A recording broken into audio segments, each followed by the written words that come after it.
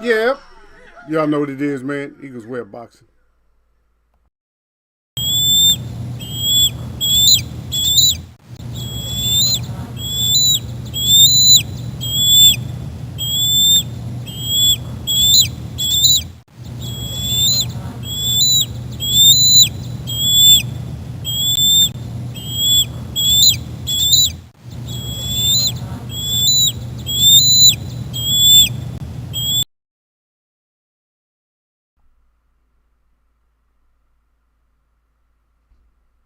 That's right. Yeah, we up in here. Oh man, I better stop smelling this tobacco. Yeah, I'm gonna do it again. I need to make some prayer ties with it so I can stop messing with it. I think that's what I'll do. I already cut the cloth up. And I don't like to move around so much, so a lot of times I put stuff like right where I'm at, like right here. I'll put stuff like right here, like in my area, wherever my work area is. The only thing I can't do, I can't do. I still try it, but when I start doing bead work and stuff, I can't really do it here. I got another table that I do it on. But every once in a while, I'll try to do it here. It's so messy when I do it because the computer's here and everything else is here. So it's like it's just too hard. I don't know. I don't know. I like this little. I like this area where I live. I just like this little area for some reason. You know, it's a little area. I just like it. It's a lot of stuff I can do here. You know, put my picture back up. I like to have my picture up.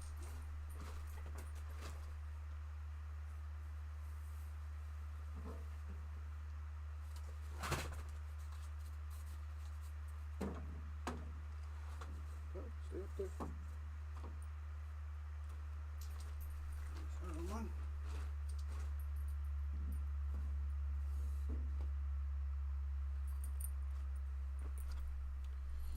Yeah, yeah. I'm probably gonna. I'm probably gonna give away one of my things here. Probably give away my George Foreman. It's a nice little picture. I'll probably give that away if I ever just stop streaming or something. If I get rid of this show, um, or we'll just have a contest or something like that. We'll do another trivia or something like that, and I'll give some type of boxing uh, memorabilia away or something like that. Whatever I got, I'll find something. I think I even got some cards or something somewhere. I think I got some cards that haven't been opened. Or they may be, but they're in great. If they have been opened, they're like in great shape. Let's see. I just took them out the other day. Oh shit! I want this to fall down. But I think I may have some in here.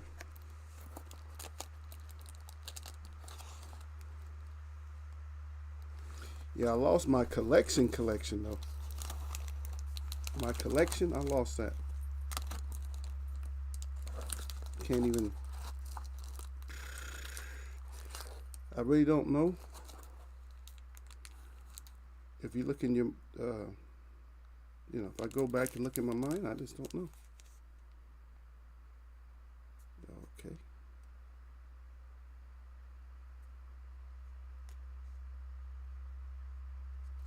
Okay, I got one here.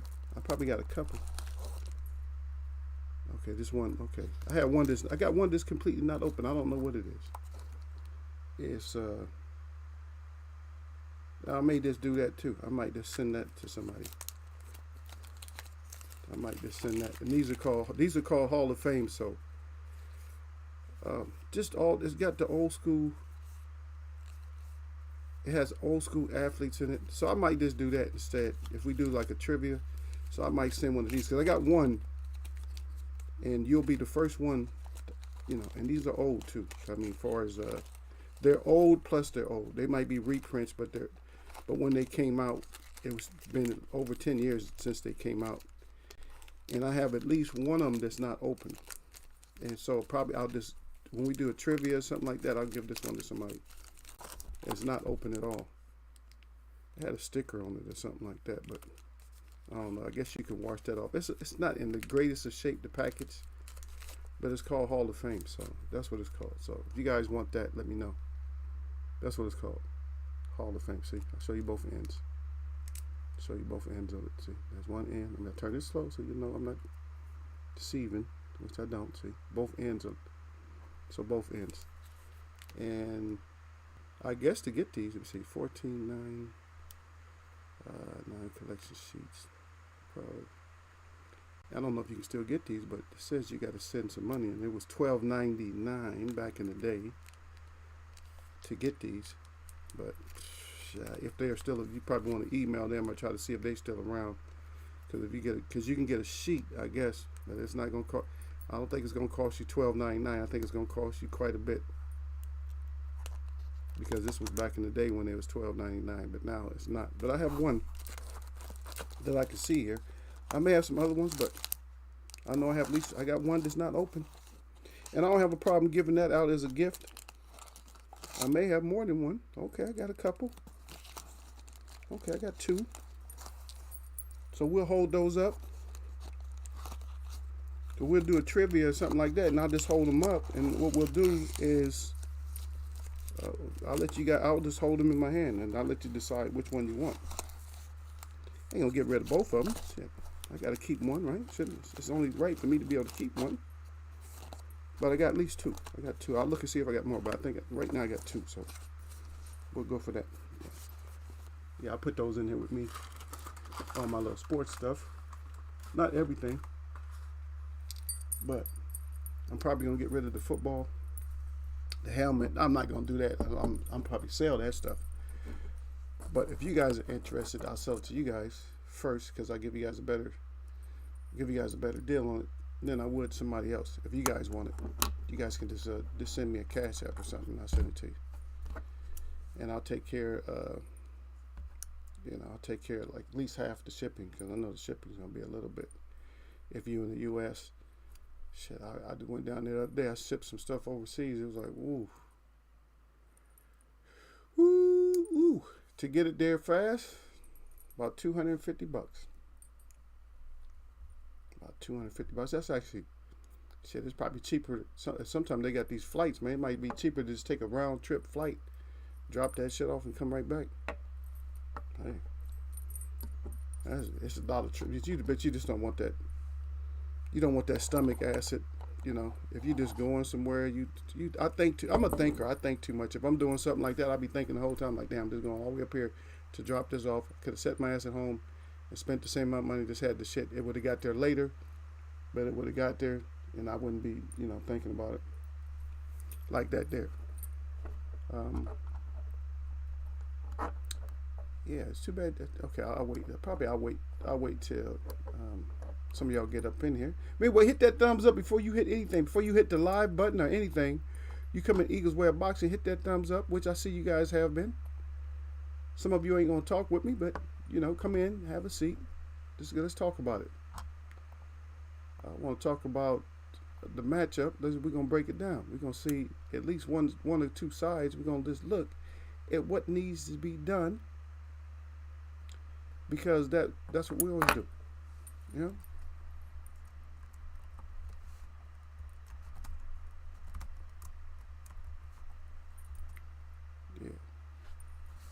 I gotta write this to make sure that I have stuff up here. Oh, look at my brother out there. Bruce Gold's Boxing, Jazz, and More, baby. He says salute my brother at Eagles Way of Boxing. That's right. If y'all don't know Bruce Gold, y'all check him out. He has a great channel, puts up good content. I went and checked out some of his stuff. I commented on one of the last things he done. He did one of my favorite fights though. One of my favorite fights. I like that. I do stuff similar to that. I don't do sometimes I might not do the whole fight. I'm gonna start doing stuff like the rounds and stuff like that. Yeah. He said my fingers are cold. Well, warm them shits up. Get you a nice cup of coffee, man, or some tea or something like that. Yeah, you got to get something, man. You got to. Yeah, Derek Bailey up here says salute to Eagles Way of Boxing. Yeah, so I'll do this again since you guys up in here. So what I'm gonna do, Derek? I think I'm gonna do a show. I think we're gonna do a show, and I found that I got two stacks of cards here,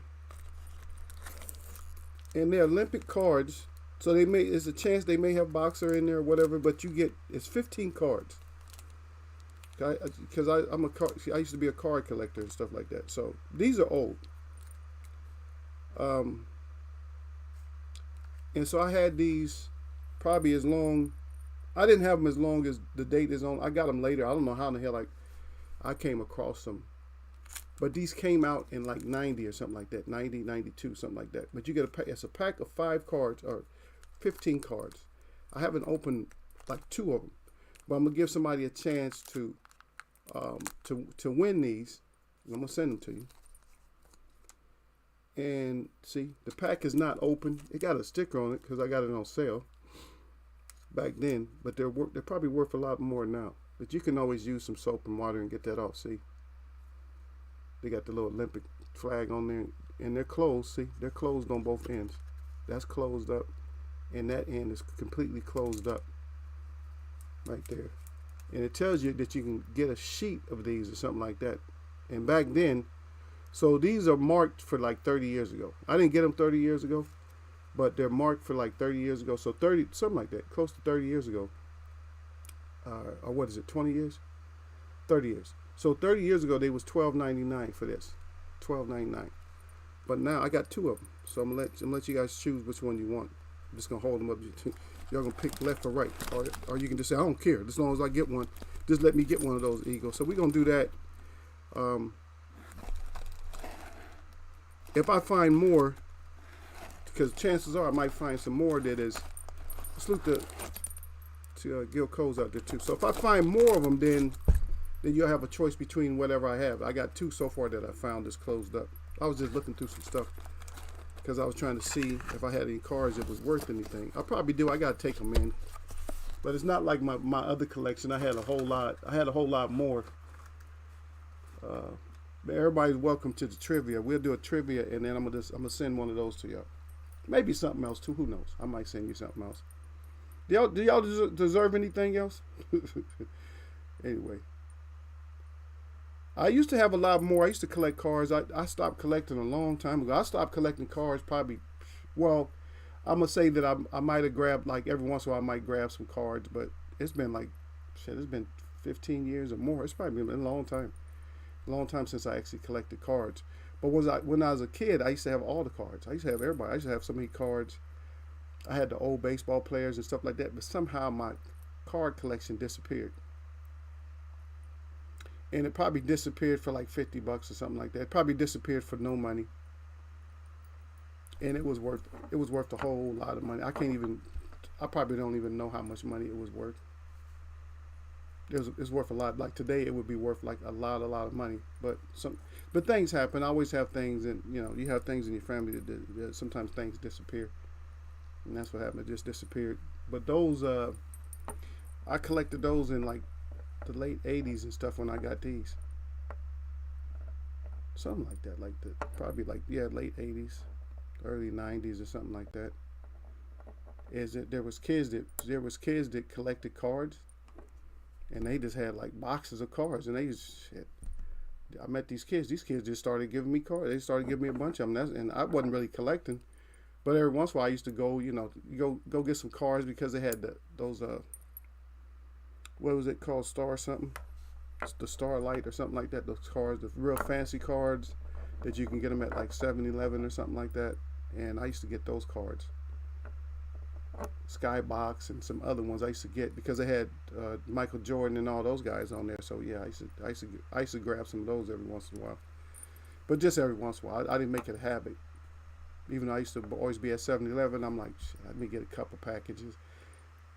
Because you never know, because it was so hard to try to get rookie cards. That's what everybody's looking for, like rookie cards and all that type of stuff. I just have to get the breakdown. I might have to just get the book. Maybe I go to the library and get the book to find out which one of those cards, or which cards is worth some money. But I do have some that's worth a little bit. But yeah, that's a kid thing, man. Everybody used to collect cards and do all kinds of stuff. Shit, I used to play with toys when I was little, believe it or not. I don't know, maybe that's over your head. But yeah, I used to play with toys. I used to do a lot of shit. Yeah. Used to bring the gloves out and be out there throwing hands. I had a fun, my childhood was short. My childhood was real short. But the thing is, I had fun. You know, you kind of miss your childhood when you're an adult.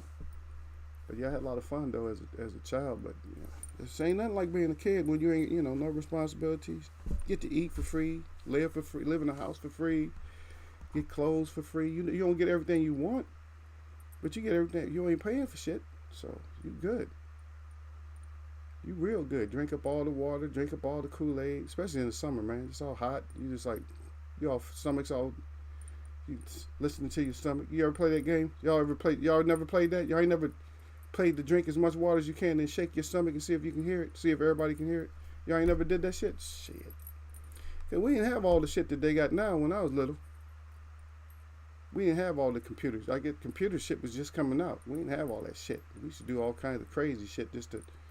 I bet you can't drink, you know, like 10 Cokes back to back or whatever. You sitting out there, you a little kid, you throwing up and sick or something. We used to do shit like that, challenges and shit. Bet you, you know, we used to do dumb shit because you kids, you know, you can't climb the top of that pole. I bet you can't climb up there. We stupid, you know, mess around and get a kid electrocuted over some dumb shit. Like, climb your ass up there. Get your ass on top of that pole and get zapped. It would have been over with. We'd have all got our ass toe up. I'd probably still be getting my ass kicked over something like that. No, you still getting your ass whooped over that. You sending, you know, sent Kevin all the way up there. He didn't got electrocuted because y'all stupid trying to see who could climb up there. Yeah, we had these towers and shit we used to climb too, like these huge towers. The water towers. We used to climb that shit. We found a way to get away because they have the top gate be locked up. You can't get through there. We used to find a way to get over that shit. Be up there throwing shit and doing this. You know, kids do shit. That's what you miss being a kid. Because kids, you get away with all. You ain't going to jail.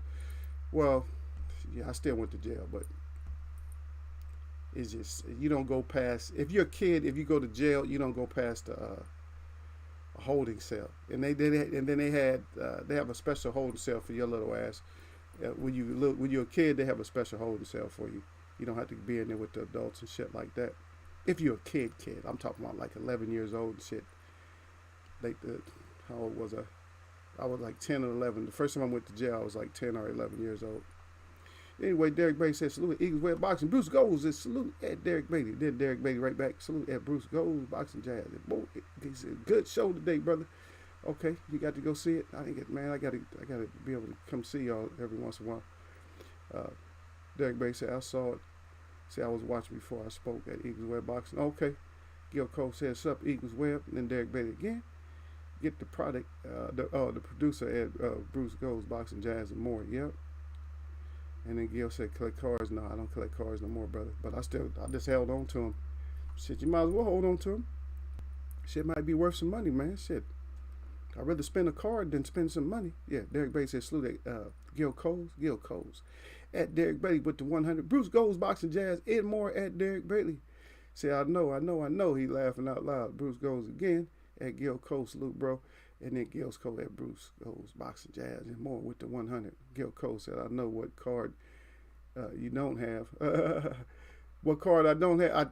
I know a lot of cards I don't have. I remember some of the old cards I did have. I think I had Mickey Mantle and shit. I'm quite sure I either had Mickey Mantle. I had one of them. Roger Maris, one of them. I had one of those good cards, one of the good ones. It was an old ass card. I don't even know how the guy got the card. But he gave it to me though. This is a kind, you know, people was cool back in the day, man. People ain't cool like that. They don't just share their best shit with you. You know, you give them something, like you might give them a toy or something, they give you some cards, like, damn, it's an old ass card. I know it was old because it was still, it wasn't completely colored, it wasn't black and white. It was like brown and orange. Something like that. But it was in great shape. And I just put it in a box with a lot of my other shit because they had the football cards, I had all that shit. Yeah. He said, I know what cards I don't have. He said, I'll get it. And matter of fact, and if it was Keith Thurman, I would get a Keith Thurman card. We're going to break Keith Thurman down today. We're going to break the fight down just a little bit today, just to see what you guys feel. We're going to go to our old notes. Matter of fact, I'm not even going to pull them out because you guys still got that in your head. You know my 21-step breakdown. And we're going to just do it. I'm going to see how much you guys remember. Yep. See, I've been watching some boxing, some people training in boxing. I'm like, no, that's not. You train him, but you gotta teach him at the same time you train him. You know, you gotta always let them know when you throwing all them combinations that pads. People gotta know what other shit can come out at them. Everything's not coming out as a rhythm. You know, some you can't time everybody. You're looking for one habit. You're looking for bad habits when you're fighting, and they might not have a bad habit. Then what you do? And that's what it is. Is what Mayweather had so many wins is because he didn't. He always maintained his composure. Like, I'm not gonna have no bad habit. He did have some bad habits. He used to stick his chin up every once in a while when you got too close. He couldn't fight on his. He's a back foot fighter, but he couldn't fight against the ropes that good. If you squared up on him, he couldn't. You know, he couldn't get the counter off the way he wanted to. I'm not saying he wouldn't move out the ropes, but that's the best. Your best thing was to rough him up on the ropes. And some people, no matter what their skill set is, you can rough them up on the ropes though, because there's nothing you can really do. If somebody's roughing you up and they square it up on you, there's no, you're not gonna get a whole extended punch out. The closest punch you know all your punches is short, but you're close, you're uppercutting and everything else and going to the body, things like that. Yeah, but I would definitely have a Keith card. I wouldn't spend a lot of money for a Keith Thurman card. I just don't collect a lot of stuff. look at Derek say, hell no. Yeah. There you go. Derek say show do. He said, let me get this straight. You guys rolling up on me. Yeah, we used to jump across roofs and shit. Yeah, see what I'm saying, Derek? Derek grew up like I did, the kind of crazy shit. We used to do all kinds of stuff, jumping off of shit, and that's the biggest thing for a little boy is to jump off some shit. Oh, you ain't gonna jump that far. You always had one crazy ass dude. He messed himself up a little bit, but he'll do it. Like, man, you ain't okay. Let's go up here. It's a little bit higher. The higher challenge. Like, oh shit, we'll see. You go up higher and higher. Like you go find a tree or some shit. You jump off of it. Okay, let's go up. There's another limb. Go up higher. Until shit, man, I did a damn near somersault from a swing into a tree. Shit, we used to try to see who can get the highest and jump on the swings. Jumping off the swing ain't no joke when you little. Because you got to realize when you little and you're on a swing and you get as high as you can, you don't be thinking like you 3 times your own height or 3 or 4 times your own height with momentum when you come off that swing. You're a little 4 foot tall or something like that. What are you, 4? Might not even be 4 foot tall. A little bit under 4 feet tall, and your ass is swinging as high as you can, and you get your ass up there. Your feet is off the ground like, 15 feet, and you landing like it ain't. You already know if you go up that high, you're already outside of all the sawdust and all that. You outside of that, all the sand or whatever protects you. You way past that. Once you release, cause that's only for you. That's only to slow you down. All that sawdust and sand. That's only to slow you down when you start. When you know how you scared at the end. How you let the swing starts going slower and slower, and then you just put your feet down and slide. That's what that's for. That's not for you to jump over into the concrete and shit, mess yourself up. Yeah, but. Yep.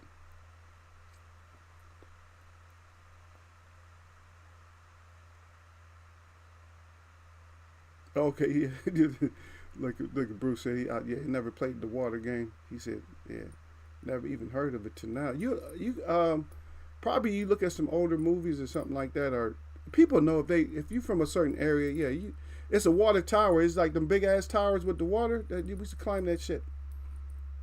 Or the lines, kids, man, you kids, and plus, we had bad influence. We had cartoons and shit, and cartoons always show somebody, cartoons. They, you figure you can do what they do. Oh, that's a cartoon. If they can live through it, kids is dumb. They'll do that shit. You'll grab a branch, like the end of it, and try to swing down, and you better hope that branch holds on to your little ass or something like that, or you don't get. Did you go down low enough to the ground?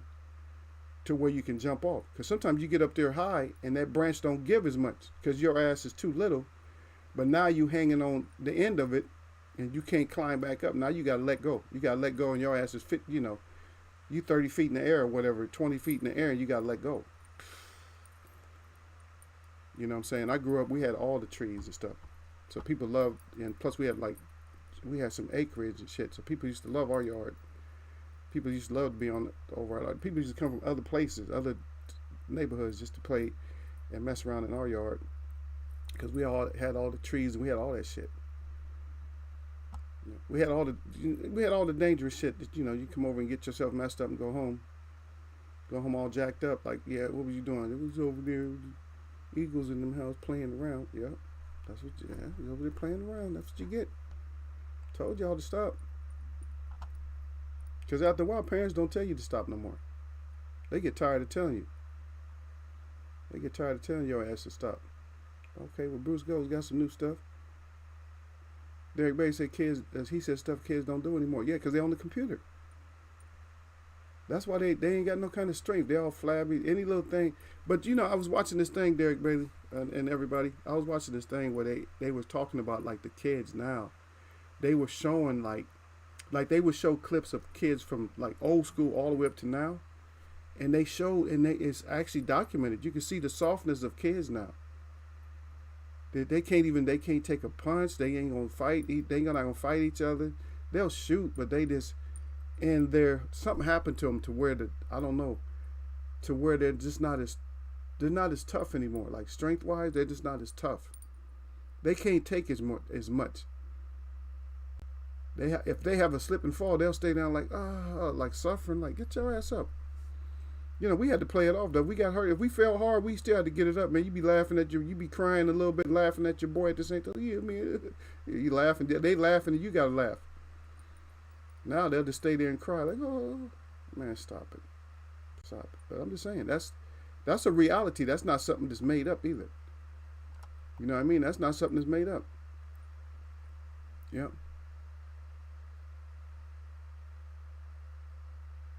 Oh, okay. Okay, so Bruce Gold said, he said that I grew up with, I guess he means, I think is it darts? He said jarts, but I don't know what that is, brother. Yes, you meant darts, but anyway. He said drinking out of holes and riding in the back of pickups on the highway, and I'm alive. Yeah, that's what I'm saying, but kid, you can't even do it. I don't think they let them, I don't think you can ride him back. A lot of places you can't. In the country, they're not going to bother you, but a lot of places I don't even know if you can ride in back of a truck like that, I don't even know if you can do that shit no more. Kids too soft. If you probably have to put seatbelts back there, chairs and pillows and shit. Nah. Yeah. Just duck your ass down. Hold on. See, back in the day, kids, it's funny because back in the day, the kids had to be stronger. I mean, because if you wasn't strong, Derek Bailey, you'll get your ass jacked up. If you was holding on, like Bruce Goes talking about, you was holding on to the back of a truck or you something like that, or we had crazy ass friends used to get on the metros or whatever, they be holding in back of the bus and be on back of the bus riding down the street like it ain't nothing until like a cop see them or something, or shit. That's how they used to ride for free, hopping on and off of trains and shit like that, and just doing. That's the kind of shit kids do, man. But don't hop your ass on the train if you're a little kid and they build up too much speed where you can't jump off. Ain't no telling where you're going to go. You'll be crying. Yo, shit, ain't going to never get home. You'll be like, but you'll make it if whatever. We used to get on that shit. We hear that because a train, when it takes off, a freight train, not passenger train, but a freight train, it'll make a certain noise when it's going to take off. And it sounds like it's just metal hitting each other, like boom, boom, boom, boom. And once you hear that, you got a decision to make. Am I going to stay on here and ride a little bit? Or am I going to hop my ass up off here? Depends on where you're going. If you know your first stop is across a bridge, you probably want to hop up off that shit. Because once they get past that bridge, they go over a bridge slow, but once they get past that bridge, they're probably going to be smoking, and you got long ass ways to get back home. Yeah.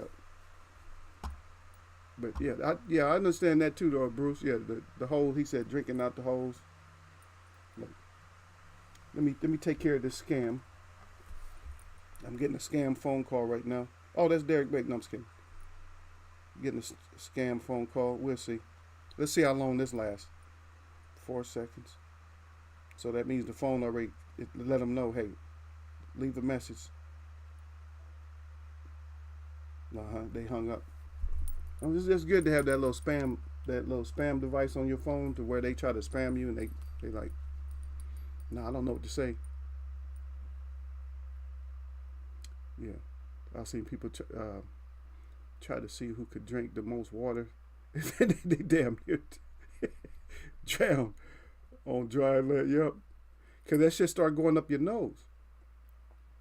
I made a challenge like that with somebody. It's a dangerous challenge, man. Don't y'all. So don't. I mean, if kids come in here, don't try to do the water challenge. It's actually a dangerous challenge, in which when you're a kid you don't know this. Even when you're an adult, a lot of times you don't know that that's a dangerous challenge. I did it with somebody once for money. I told them to do it, for money. I said, okay, I'm gonna give you $50. I bet you can't drink this whole gallon in an hour. They got that shit down, but they was running to that bathroom though. But it's very dangerous to overdrink your water. You're supposed to have a lot of water, but don't overdrink your water. Matter of fact, let me get a sip. But don't overdrink. But Derek, wait, you sitting there coughing, blowing water out your nose. They say it takes, I think, less than 2 teaspoons of water to drown in. But your body actually takes in more water than that in a day, because air and water is the same thing. They're just different kind of air is a different kind of water than this.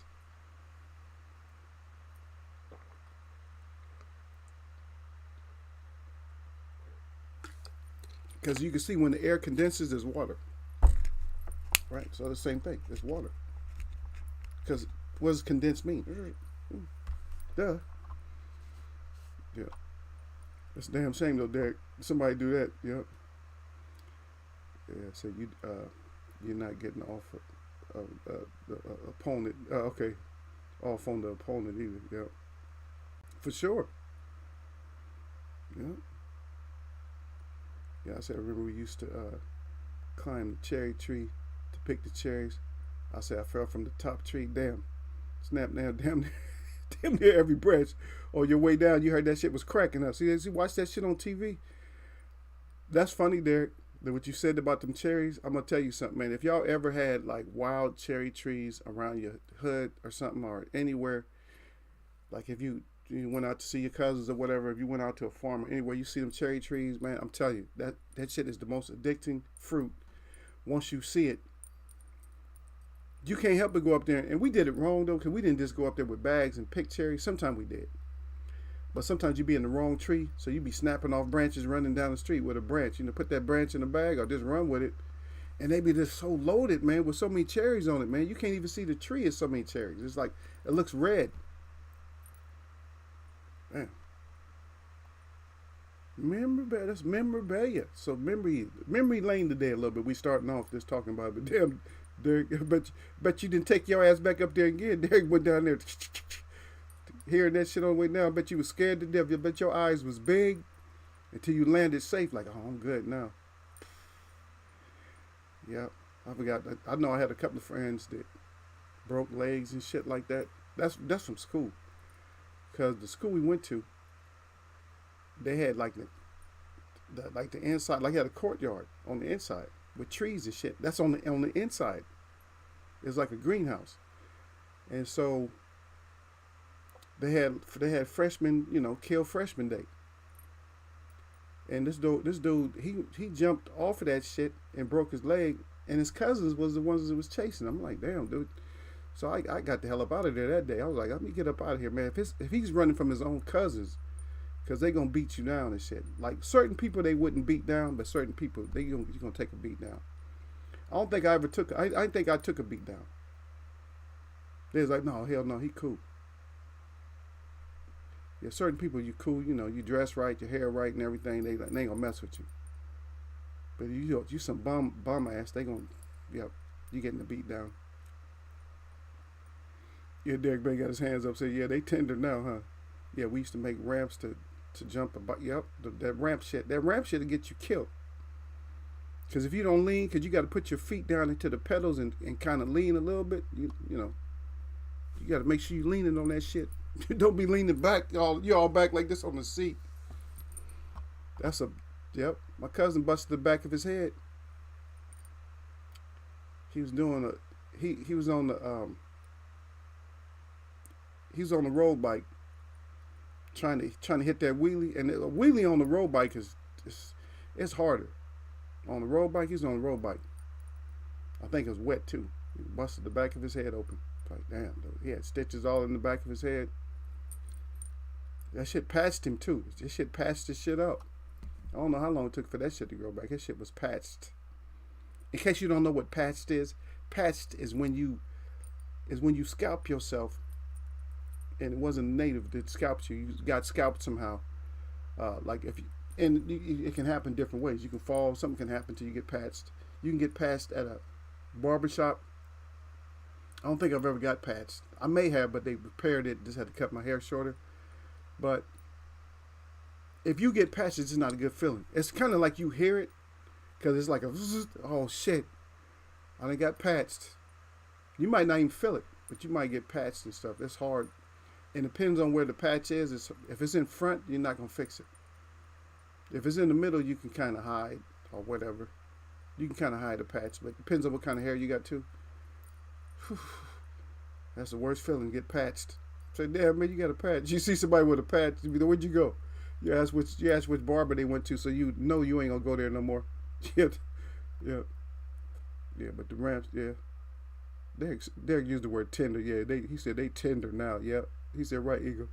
He said being paid and playing it off. Oh, yeah, the runoff. Yeah, that's what you call the runoff, brother. You do that little runoff when you hurt.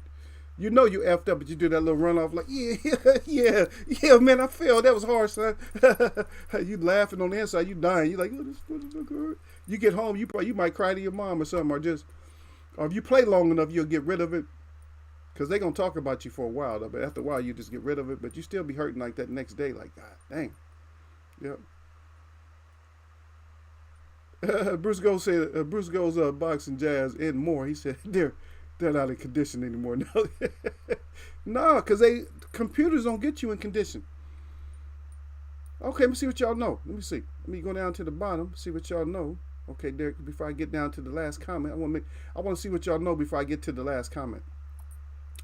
So what's the best way, okay, not for stamina, but what's the best way, if you're in the neighborhood, if you're with kids in your neighborhood, what kind of activities do you do in order to get yourself in great shape? Or in neighborhood shape? Just to get in neighborhood shape, what kind of stuff do you have to do? That you have to do? There's no way around it. You have to do these things. I'm going to see what kind of ideas you guys got. There we go. Yeah, let me see. Lawn darts deadly. They kill you. Man, Bruce Goes, you doing too much, man. What you doing throwing darts in the line like that, man? You talking about that. See, y'all had that shit to kill you. They had to outlaw that shit, didn't they? Well, I can't say nothing because I had a bow and arrow. I had a big ass bow. The bow was bigger than me. And we got banned. Got banned from using it because of my cousin. And my cousin got a bird with it, and that was it. It just mysteriously, it was big too. It was thick. It mysteriously broke. I'm like, how the hell did this break? I don't remember breaking it. And we couldn't tape it back up or nothing like that. It was sad. I was like, man, I was sad. Like, wow. My big bow and arrow. It's about 3 feet. About a 3-foot bow. About 3-foot bow. And back then, it actually had the tips on there. You're not supposed to have tips on stuff like that, but it had tips on there. They had wooden arrows with the little feathers in the back, and it had tips, metal tips on it. Wasn't really supposed to have. I shouldn't have never had that, but what can I say? Yeah, Derek said, yeah, the playoff. Yeah, you try to play that shit off. You got to do that runoff, that pain runoff, like, oh, shit. Yeah.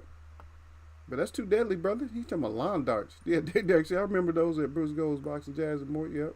Derek Bay said, we should throw them straight up in the air and see who died. Yeah, that's another thing. We should do that shit, too. Until somebody almost got killed. I'm going to tell you what we did. So we had...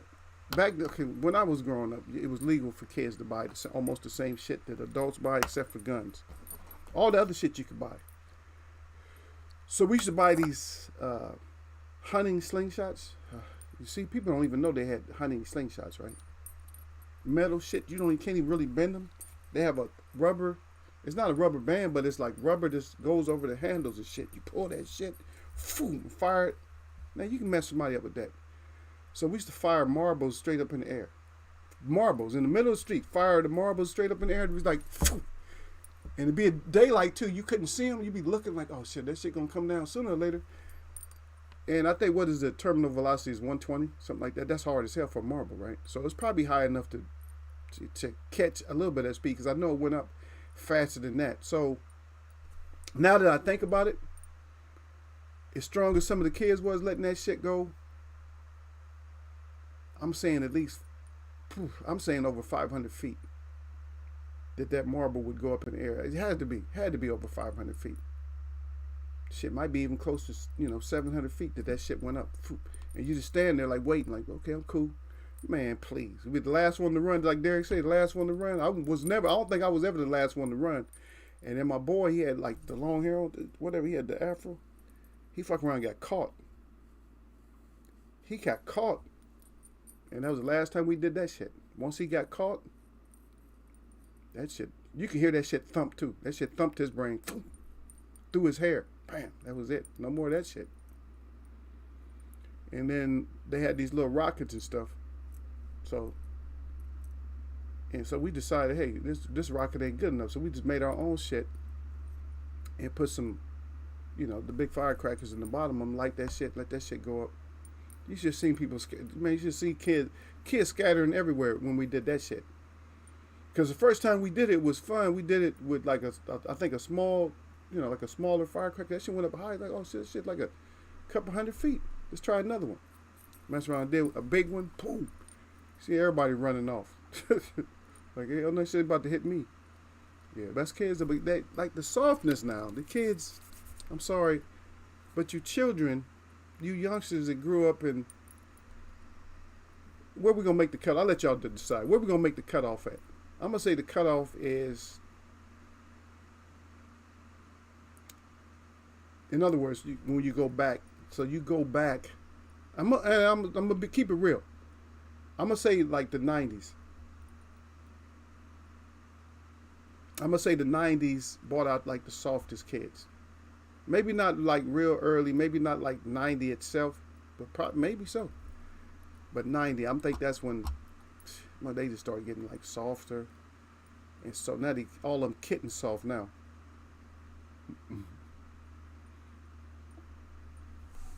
Bruce goes boxing. He's laughing at Derek. Yep. Dad, not the blood drop, baby. He got the blood drop out there. Yeah, sometimes it happens like that. But Bruce goes say, play it live. He says some of those scammers are a riot when you get them on the show. Yep. You're right though. Get people on there. So I don't know. I'll let you guys decide how we do it though. Yeah, but if you guys want that, if you guys want something else, we'll do something else. But if the cards are okay, you guys put up a 1. I know I got you guys. I know we're talking about a lot of stuff. But hey, that's how we do in Eagles Web. We talk about a lot of stuff. We talk about like, ooh, he's not boxing yet. So what? Go eat your TV.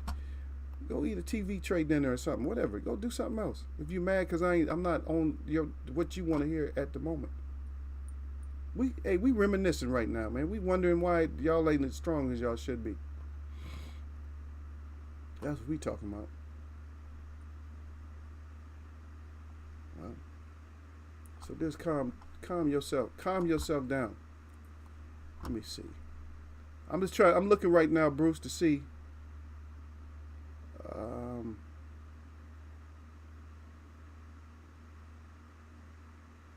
Yeah, that was 5 hours ago, brother. Let me see. For 5 hours, would have made it 2, so 7, 9. What the hell was I doing? I probably still asleep, man, because I haven't slept good in years, man. So every once in a while, when I do get a good sleep, I take advantage of that shit. Yep.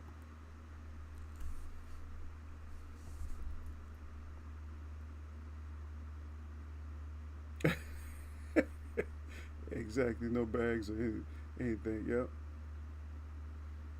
Derek talking about no. He said no bag. Yeah, nothing. We used to do shit that, like I said, we used to do stuff that's like, we used to go out there and freely damn near kill ourselves all the time.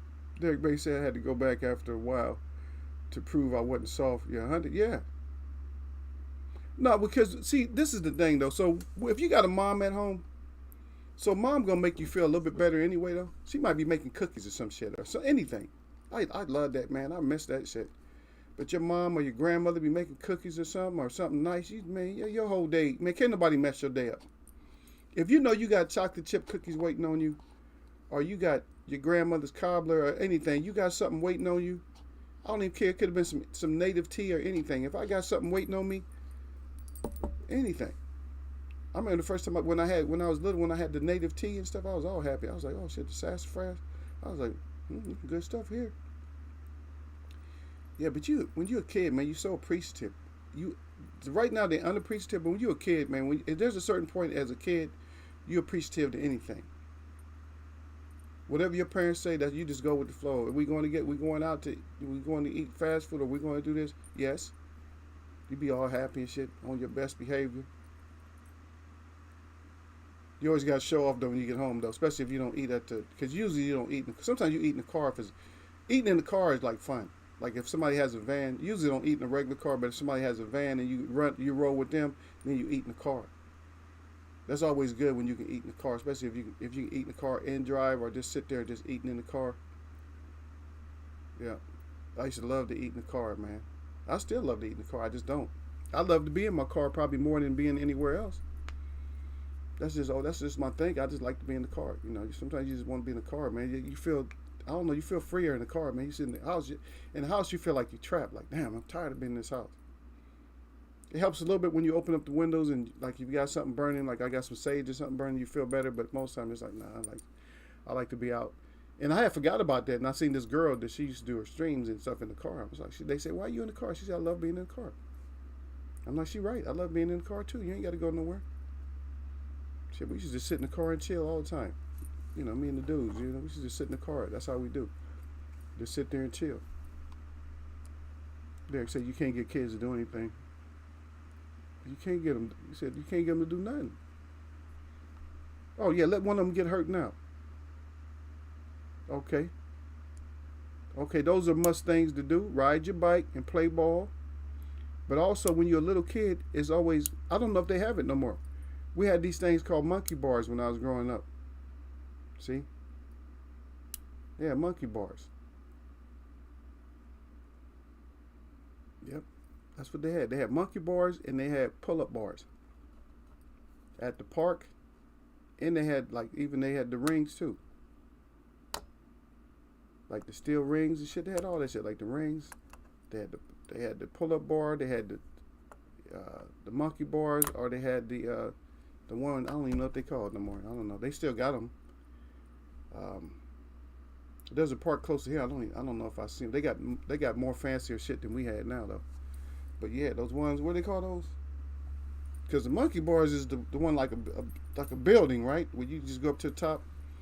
And if you're a little kid, I don't know if they have those no more. Because kids, I'm gonna be honest with y'all. If you in a certain neighborhoods, and we talk about this shit, a lot of people don't understand this. And one of my best friends, he was a Muslim. And I used to go with him every once. I used to go with him sometimes. You know, he'd go to the temple or whatever. I used to go with him every once in a while. And I heard the minister was talking about one time. He was talking about how in the ethnic neighborhoods, how they had they made parks and shit. He said they make cement parks. We're just having a conversation right now, so let's talk about it. So so they use like the old construction equipment. They used to have this.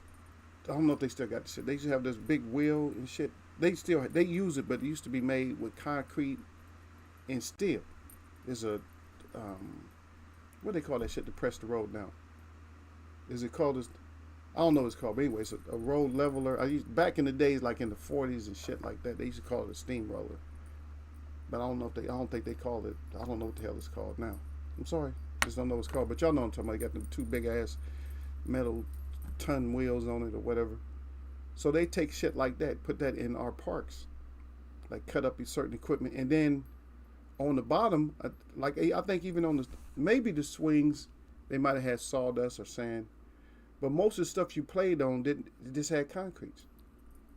And I thought about that shit, man. And this, you see, I'm talking about it today because I thought about that shit during my life. I thought about it, I said, that makes sense. I said, that, yeah, they did used to try to jack us up. Because I also remember that those so-called monkey bars, underneath that, we didn't have no sawdust and no sand. So if you was just a weak, fat little kid, you gonna hit all that. And them shits is made out of steel, Derek. You gonna hit nothing. You gonna break ribs and everything else falling off that shit. You gonna jack yourself a little. You imagine a little kid, little 50, 40-pound kid out there falling off that shit. I think they had to take them down. I think they stopped using them. They stopped making them like that. They started making them round. And they put sawdust underneath them. So you fell, you didn't fall from too far up, and you wasn't gonna jack yourself up. Nah, but when I was growing up, so that stuck in my mind. I'm like, because I was a little bit older when I used to go to the mosque. You know, I was probably, 15, 16 years old, something like that. When I used to go in there with them. But yeah, just listen to them. I'm like, that makes sense, man. I'm like, damn, that's all said, really? So when I got older, we'd go out to the other neighborhoods and see what kind of parks they had. I said, these niggas had way better parks than we had. I'm like, okay, so that's what they do. They do that with the ghetto kids. They give you like cement underneath your shit. So if you break your skull open, you just be disabled for the rest of your life or something like. You know, things haven't changed much, man. I'm not gonna try to get all up into that stuff, but that's a damn shame. Yep. Oh hell no, Derek. No, Derek said you could buy almost anything except cigarettes and alcohol. Yeah, you could. See, brother, but see, the thing is, you can do that in the 70s, brother, and 80s. If your friend's mother, whatever, had the shit. I was a little kid, man. I remember going to the store to get cigarettes from my friend's mom and stuff. I was just crying about that the other night. I said, man, I said I could help, I was helping take my friend's mom out. Going to the store getting cigarettes. I was. See, that's how I'm a thinker like that. I thought back. I'm like, damn, man, too bad little kids just don't have the knowledge. Right? I'm like, damn, just write that note out, and they give you exact change. They might give you something where you get a quarter over 50 cents. And you go, buy yourself something. But yeah, I remember you said all you had to have was that note, man. Take that note down there. Like, hey, getting these for moms. You get a little brown bag, throw it up in there, take it home. Yeah, but those monkey bars, that's what I was talking about. That's a damn shame. Yeah, racing, all that shit. You got to do kid stuff. See, all the stuff you bringing up there, you having like memories and stuff there. Bruce brought up some stuff. But see, the thing about it is we used to do all these things to just be, we didn't do it to just be competitive. Of course, you have to. You just didn't want to be the slowest or the weakest. I was always pretty quick, so I was like, okay, I ain't the slowest. So if it be some kind of, we used to do shit to get shot at though, you know what I mean? So if it's like, we used to do shit, but it's like, at least you got a stamina. I can run, you figure shit, I can run at least 10 blocks. You got to have 10 blocks worth of stamina in your system at all times. Like, okay, I can at least run 10 blocks before I start huffing and puffing. But if you couldn't run 10 blocks, then forget it. If you can only run a block, just forget it, man. Because we used to have adults and shit chasing us, and we used to do so much bad shit. But you had to have that. You had to be able to run and shit. When you scared, man, you can see shit before you get there. You running around corners like, oh shit. I can see the corner before I get there.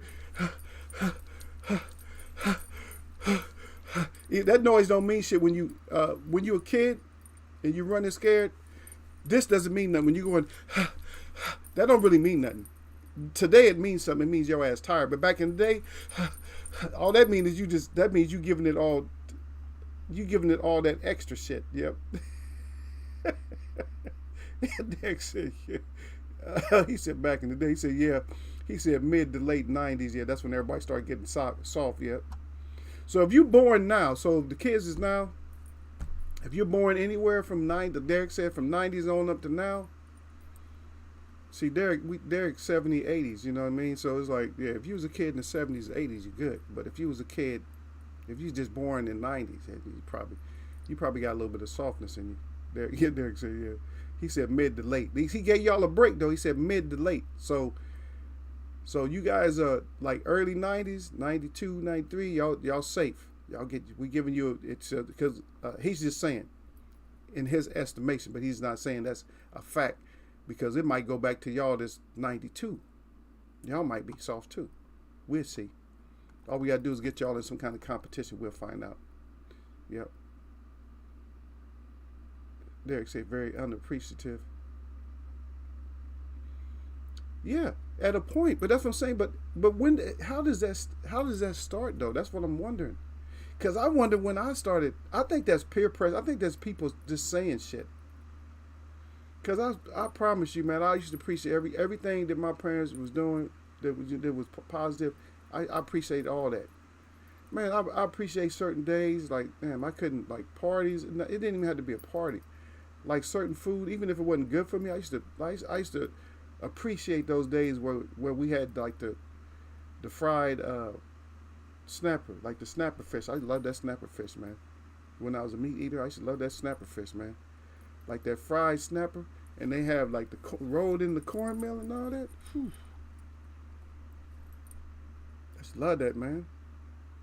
With the sides and stuff, or anything with like mashed potatoes with the, any kind of meat, like the meat with the sauce, with the gravies and shit like that. Gravies, you put gravy on everything, and just be sitting there just like, and just fall off into a food coma afterwards. Even though you're little, you still fall into that food coma, like,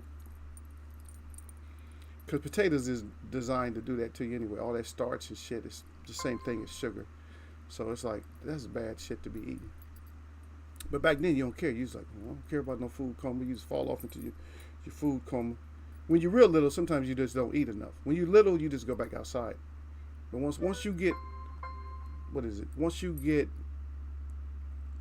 I'm going to say probably when you get 12, 13, and then you start getting those adult food comas like everybody else, where you just fall out. Yep.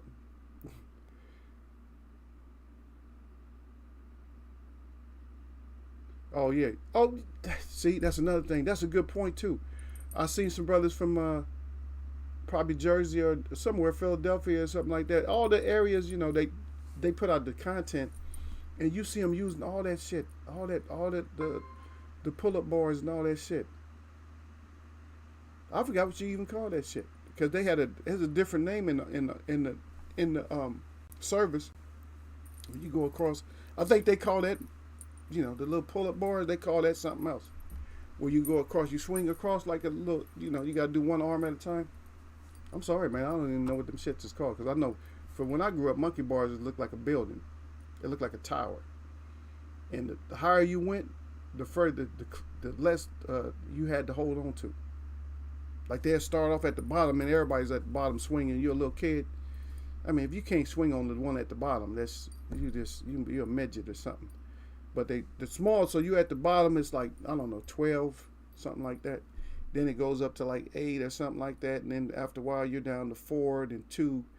And then the top of the thing only has one to climb on. So you got to hit that one to get to the top. And you can stand on the one right before the top one. Some people can stand on the top, but that shit dangerous because if you fall from that top, when you come down, it's nothing but steel waiting on you. Yeah. That's a shame though. That Derek said he don't know, but damn, that's right, brother. You go out there now, and it's like everybody's out there. Like the older guys is out there doing like more stuff than you did as a kid, and building up all kinds of core strength.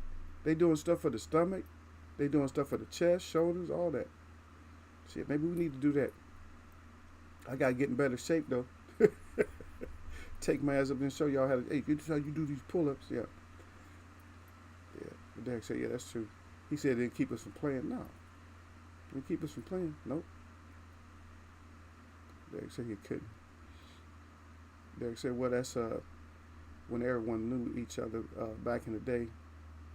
He said, so you can go to the store and get things because they knew you. Yep. That's exactly what it is. See, like my nephew's all fat as hell now, or hermits. They're just sitting around, they go to the computer, playing nothing but especially gamers, man. Gamers don't eat chips and drink what they call them, energy drinks. That's all they do because they need the energy to stay up.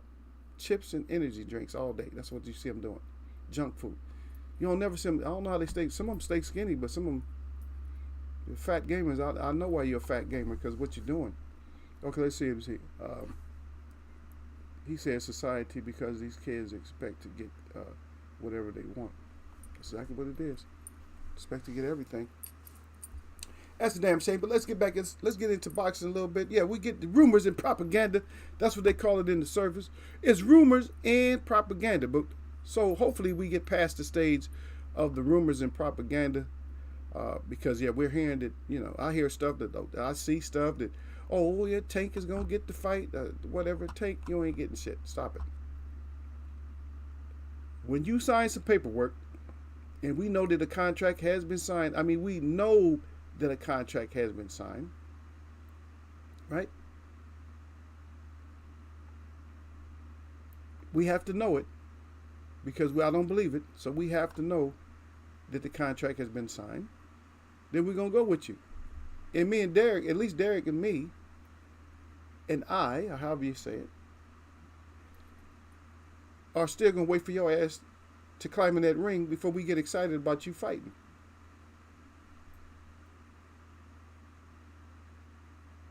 Yeah. But we're going to see. Because we always getting these talks that Errol Spence going to fight Crawford. Now, everything's straight. Now, I don't know. I don't think anything's straight. We got to see what's straight. Yeah. All I know, if Bud and Errol do fight, Bud better get that body together. Yep. Somebody better get their body together.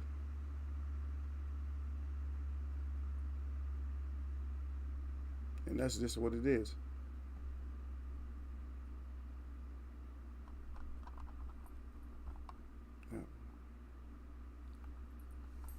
That y'all get your ass out there. We can't do nothing about it. All you do, y'all got to get out there and fight. Shit, we ain't out there fighting. Y'all got to get your ass out there and fight. Simple as that. But we just not getting our battles like we need. We need to get our brawls, brother. Like we need to get those brawls going. Like, yeah, we need to get them brawls. And man, y'all got to get out there and throw those. Y'all got to go out there and throw those things, man. We just sit back. We just waiting. I can't sit there and wait all day for you, whatever. We've been waiting for years, man. And I'm still going to stick with what I say. I know a lot of people don't like what I'm saying. I just think that Crawford gets too involved. What it is his confidence was just too high about his promoter, and it didn't work out that way. Now you suing your promoter, just like I said. Now you suing your promoter. And I don't trust anything. Top Stink is just something else, man.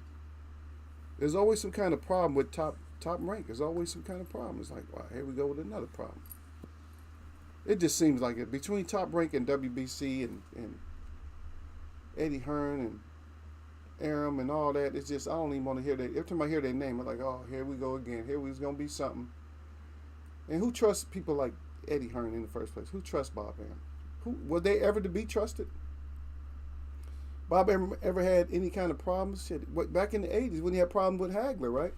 If we talk about this, we done talked about this about 4 or 5 times or so. At least it seems like we talked about it.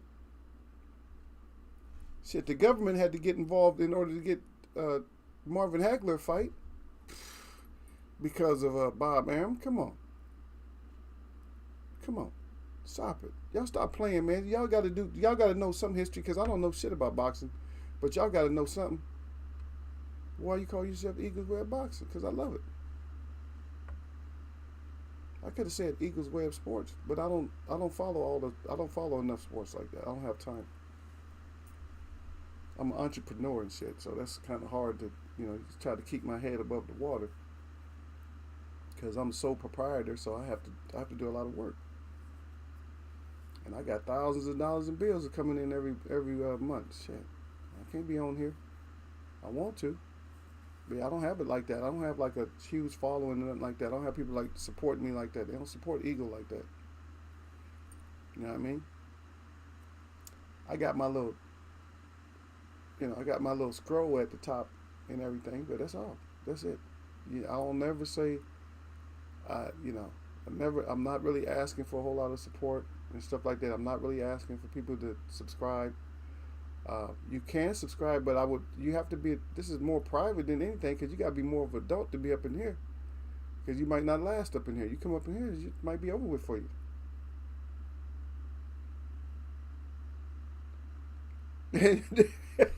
You stupid, Derek. Derek said their hands being shaking though. thumbs and shit. But then you got that. You got a disease, brother. You got a disease from that. You got a disease from that. From using your hands too much. You got that. What they call that? The carpal tunnel. Carpal tunnel. I believe that's what they call it. That's what's going through my head. The carpal tunnel. She said the hands is good. Yeah, Mikey calls up. Mikey's so confused. Mikey think he want to fight somebody. He just so confused. Mikey don't know what he that ass whooping. I keep telling people that Earl ass whooping. Or Earl didn't beat him up that bad. Earl beat the shit out of that boy. I'm gonna ask you a simple question. So, if Earl didn't beat the dog shit out of Mikey, then how come Mikey didn't have the same energy after the Earl Spence fight? How come he wasn't just, because remember he thought he could beat up everybody that was a little bit more brown skinned than him. He thought he could beat up everybody. Remember? Beat Easter, beat Broner. He was just like moving up the chain like, oh yeah, I can. No, these brothers, they can't fight. He was feeling himself. How come he stopped feeling himself after that? But now when he's starting to get back to it, like, yeah, I can beat them. Garcia should have fought Garcia by now. I think that would have been a pretty good fight. Yeah, at least we know Keith is fighting this weekend. Yeah, we're going to see. Yeah, Keith. I'm going to go ahead and I'm going to put the stamp on it like, okay, Keith's fighting. There shouldn't be no pullout. So I'm going to discuss a few things about the fight, though. And I probably got to get out of here. I got to actually take my vehicle in. Yeah, Derek said Eagles too controversial. Yeah, but we're not getting pulled off the air like we did in the beginning, because now I was doing too much. Now you're doing too much. It's really pulling me off the air. My language has changed. I think my language is cleaner, and once I start using these two words, Derek, when I start saying my opine, I say in my opine. When I start using those words, and then because they haven't figured out what opine is, so when I started using that, then we started becoming safer. At first, they was always trying to find a way to clip Eagle, but now they can like make my stream go out a little bit, but I usually come right back in a few seconds. You know what I mean?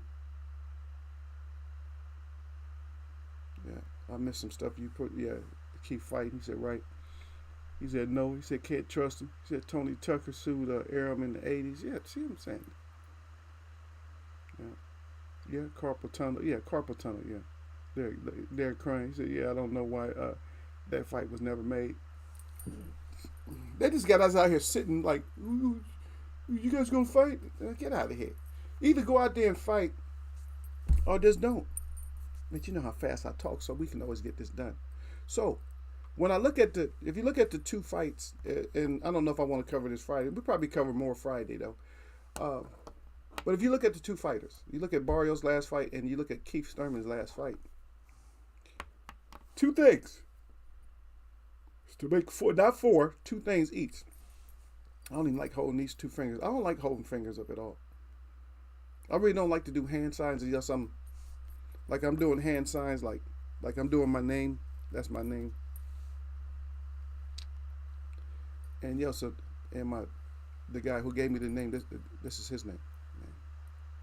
That means I am not, or no. It's just no. That means no. So no. See, it's like that. Like no. And that's afraid. That means I'm not afraid. I'm not afraid. That's his name. His name. That's who gave me my name. That's who gave me not Eagle. No, that's my name. But he gave me another name. That's what my other show is, Minikind. That's what he gave me. So That means no afraid of dog. I told y'all the whole story about that. Yeah, but no afraid of dog. I learned how to sign, and I don't know, my mind, for some reason, when I'm around my people, I just learn everything real quick. I learned how to sign in like shit in seconds, really. He just started talking to me in sign language, and I just learned it because when you have to do something, you just have to do it. You might have to save somebody's life, then you just got to do it. You can't think; it's already in you. That's a whole nother show right there. When they beat stuff out of us and everything, it's like, wow, are you kidding me? Yeah. Yeah, Derek said, no, he said, that's the other thing. He said, people are just too sensitive now. Yeah, you're right. They are, yeah, very sensitive. Yeah, they treat us like Boo Boo the Fool. Yeah. Oh, yeah, my name is Boo Boo the Fool. I'm a fool. Yeah, ain't nobody named Boo Boo the Fool, man. Get out of here with that. So we done some things, and plus the thing is, Derek, see, you've been culturalized like me, is you've been around everybody. You've been around people from the Midwest, East Coast, West Coast, islands, and all kinds of countries and shit like that. You've been around other people. You know what I mean? Shit, I used to see when I was on way back when I was at the base. Shit, we had other service people from different countries training right alongside of us. So it's like, shit, you get used to everybody.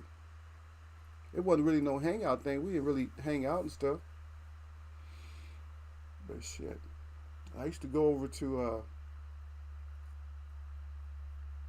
you know where this is though. I used to go to McGuire and stuff. Shit, I used to go to McGuire and go party over at McGuire, man. McGuire, they had some fun. They had some fun clubs over there. I used to go to McGuire, man. McGuire's over there. It's not too far from where you used to live at. Yeah, I used to go over there, man. Have fun over there. These people here. But looking at their last fights was kind of common. They both lost their last fight, and this is what I see. And I'm gonna more or less make it generalized, and then we'll talk about it again. But I'll make it more generalized today. But what I see from both of them is lapses. And see, when you have lapses, what happens when you have lapses is you get caught up to at some point in a fight. And so that's one of the things that's pretty big for this fight. I think that's one of the key things is I feel that if they have a lapse during this fight, like if Keith have a lapse, he'll probably lose. If Barrios has a lapse, he probably lose because it's hard to recover. Now, hear me out. Case in point, Roy Jones versus James Lights Out Tony. Roy Jones was confused during the fight because Tony was just faster than he thought he was and smarter than he thought he was. Nothing was working for him. And Tony, what happened is his confidence went up to here like, oh, you ain't really doing shit to me. He did something that was uncharacteristic. So what he did is he changed it. Like Roy Jones did like the rooster. He did the fighting cock stance on his ass, like did like that, put his hands out like that, and then went back, and then same thing. James Tony tried it too. Like, what you doing? I can act like a rooster. And as soon as he did that, his ass got caught with some shots and ended up reeling backwards and shit. He started doing the drunken man backwards and ended up on his back. And from that point on, James Tony just couldn't recover, and Roy Jones' confidence went up, and he just went on to more or less dominate him. It was a unanimous decision after that. So that was the extreme point, but the point is that either one of them, they can't afford to have lapses against each other. The first person who has a lapse is probably going to be the first person that's going to lose. And I'm kind of not wanting to go against Keith, but I think I might have to go with Barrios on this fight because I think Keith might be reading into it too much. He might be reading, okay, Tank got you up out of there. Well, Tank hits hard. And it was a lapse. And, you know, Tank is just he worked for it the whole fight. And I think Barrios has become smarter before that. He's more active. And I don't know. You might, if you come in there rusty and huffing and puffing it because you think you're gonna blow them out in 2, 3 rounds, and you don't do that. Now I might can pick you early if you can do that. But after that, I don't know, man. You got my confidence kind of shaky. Yep. Neither one of you got good feet because we always talk about the feet, like front foot, back foot. We always talk about feet. Neither one of you really like great feet or nothing like that. So that's kind of a toss up. Punching power, maybe Keith. Maybe defense. You both kind of lack a little bit of defense. Keith got pretty good defense because he gets low. He ducks a lot. I think Barrios is going to be more of a hands-on type of guy. But the two keys is like the focus. It's going to be focus and back foot. It's going to be two of the main things. Whoever has the best back foot and defense, and stays sharp, is probably going to win that fight. Because I can see it's probably going to be more of a chess match than what Keith thinks. Keith might think I'm gonna just blow him out. Yeah. Derek Bates said Keith needed a devastating KO, but after 2.5 years off, he said Barrios is looking good for the win. Yeah, that's the way I'm looking at it too. And another thing with Keith is he's under this illusion that he's like, for some reason, he's in the championship picture again after a loss. You beat somebody who just lost, and you beat somebody else who just lost, and you back up top. Get out of here. Stop it. You got to fight Ennis or somebody. Sorry, that should be for me. That's your next opponent, because then there won't be no escaping or trying to run from Ennis. Because Earl, the fight that Earl's coming up with now, I think he can have 2 fights. If he's fighting for a championship right now, then he doesn't necessarily have to take a mandatory, because that's two fights in a row.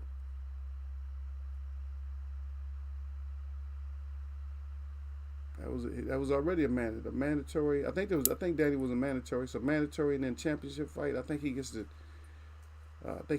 elective before that.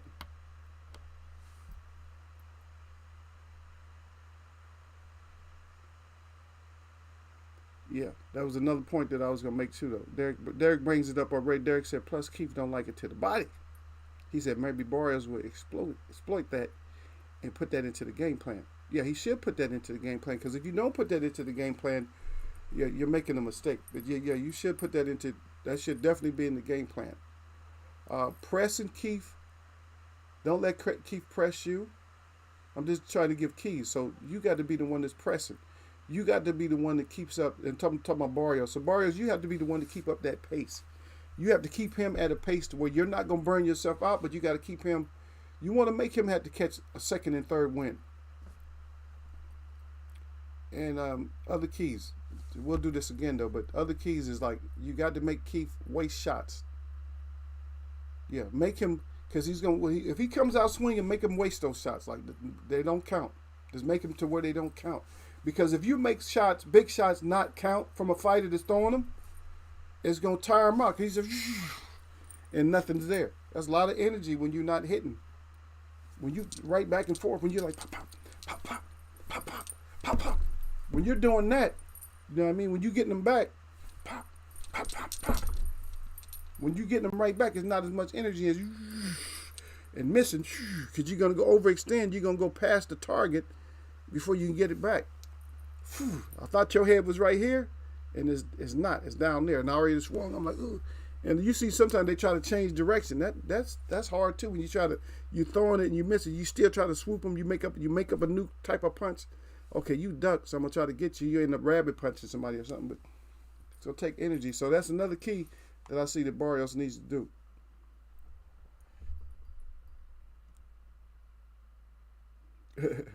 Yeah, you said, Derek Bay said, yeah, if Barrios can keep up a pace and smoke Keith's boots, if he gets smoked like that, it's just over with. Now you really got to climb up the ladder. 2 losses in a row. They said, from what I understand, they want to make Keith versus EJ. WBC said this is a mandatory. Now, I don't think it. I think WBC is full of shit. I don't really think it is, brother. I don't think it's mandatory. If the Ugas fight that's happening in WBC, ain't got shit to say. Because you're looking at a multi-champion, not looking just from one organization. They can't do. I don't think they can do nothing.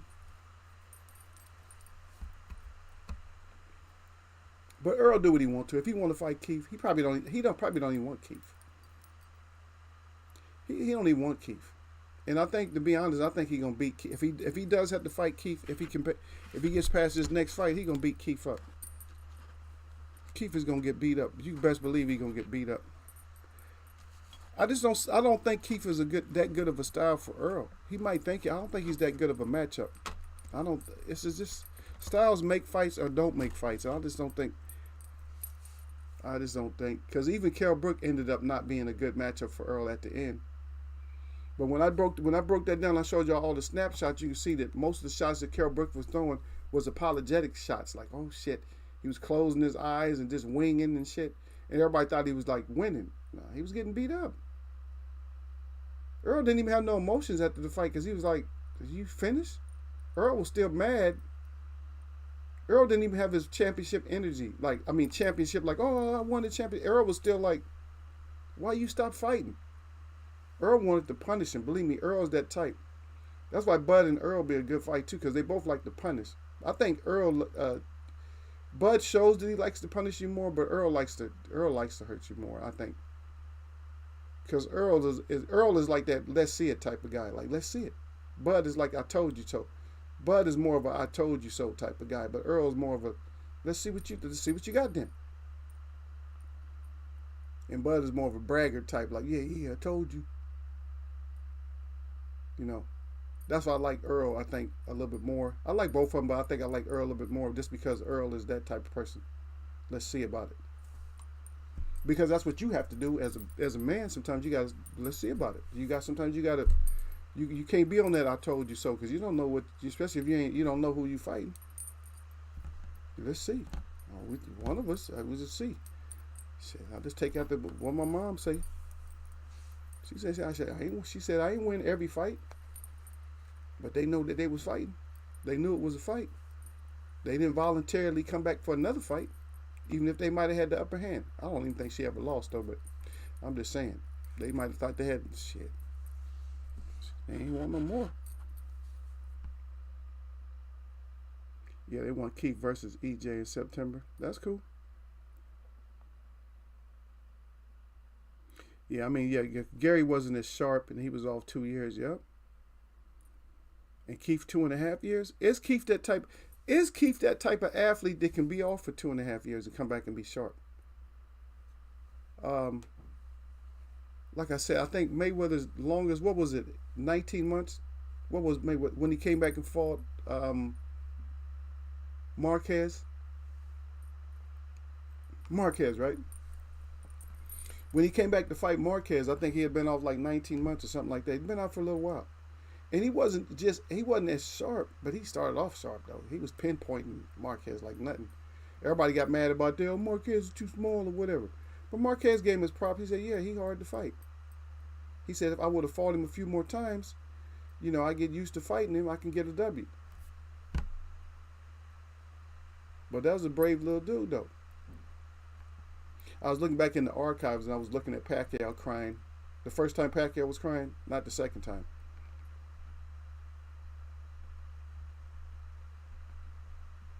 Do you remember what fight? You remember which fighter had him crying? Maybe I'll leave that for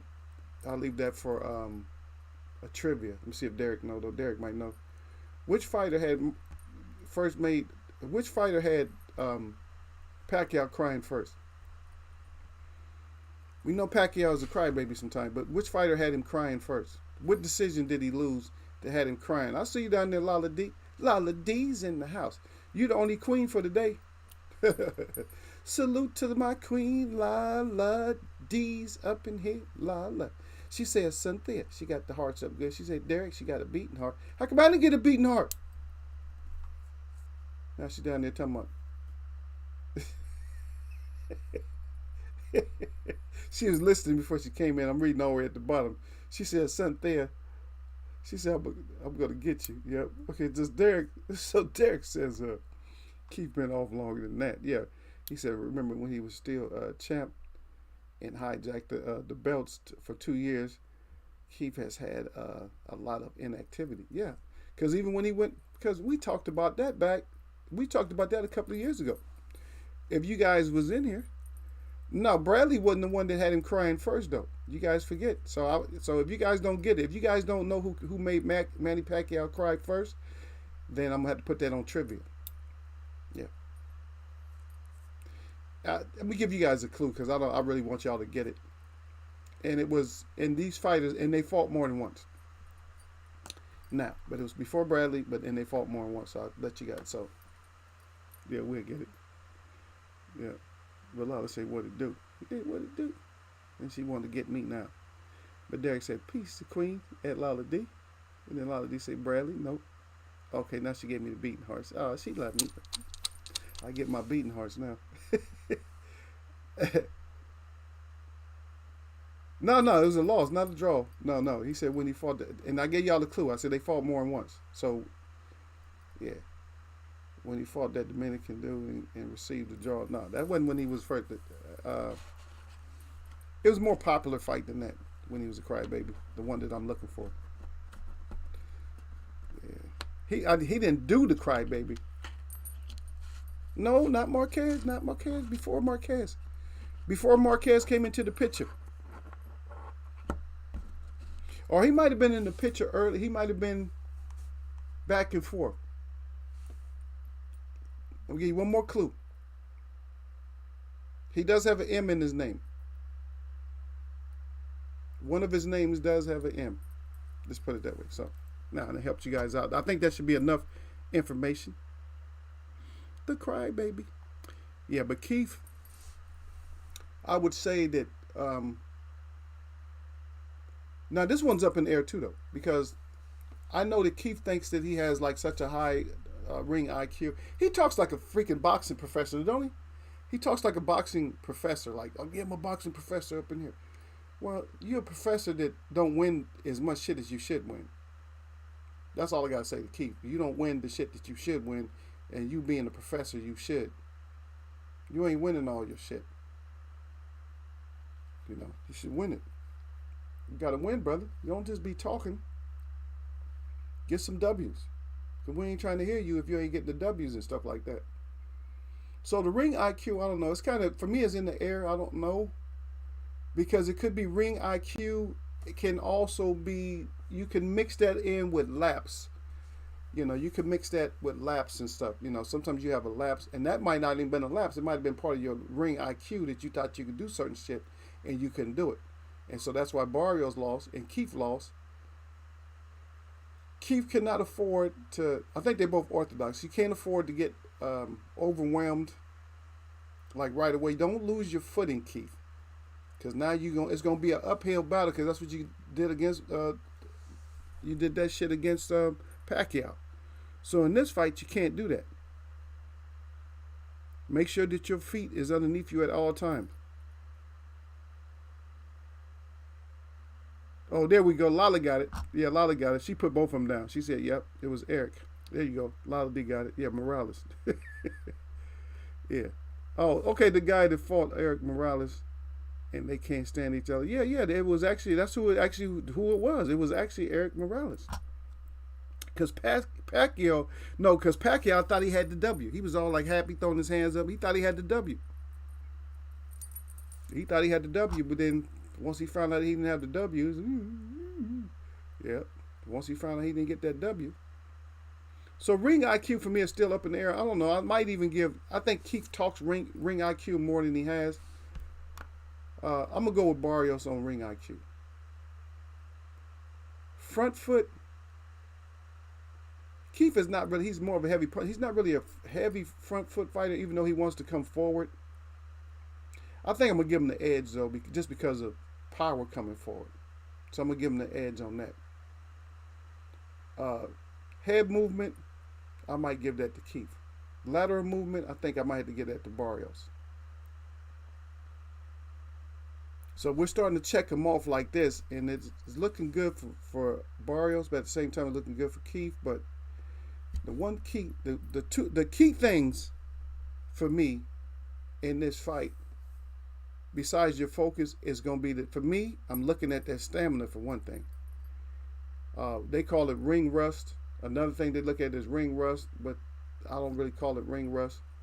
They want to see the stamina, and I want to look at. I'm gonna just call it your preserved skill set. That sounds better than ring rust. So your preserved skill set. So whatever part of your skill set that you still have that you preserve, I'm looking at that, and we're gonna be able to see that quick. Like, oh shit, he getting overwhelmed. If you start getting overwhelmed right away, God damn. Okay, Laudia says something. She said Thurman look a hot ass mess. He looks drained and he has more weight to lose. She said, I'm worried now. Oh shit. I didn't know he still was on. I didn't know he still had to lose some weight. That's gonna take the stamina right there. He could lose it in a day. He probably don't have that much weight. You could actually lose 10 pounds in one day. Yeah, you can lose 10 pounds in a day.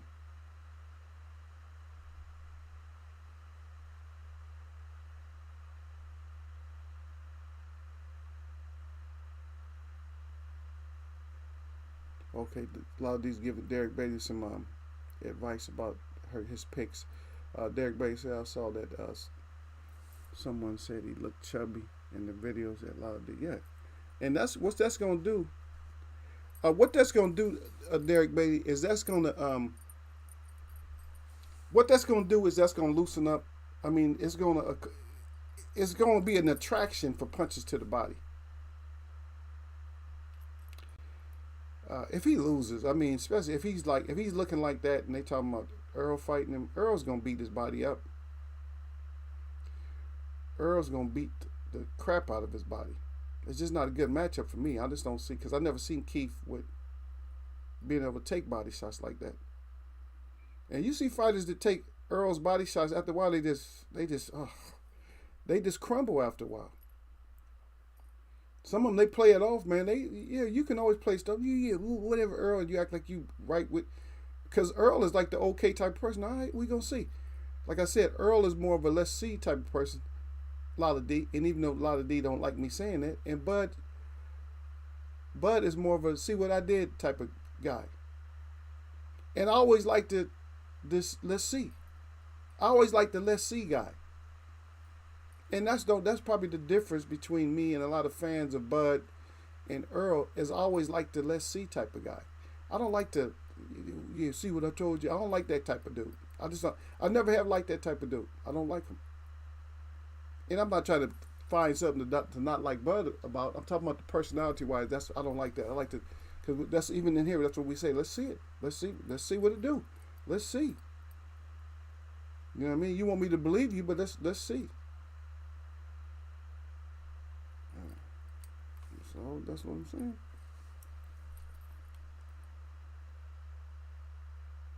Yeah, Derek said that's why I was wondering how much, how much Keith was weighing coming into this fight, yo.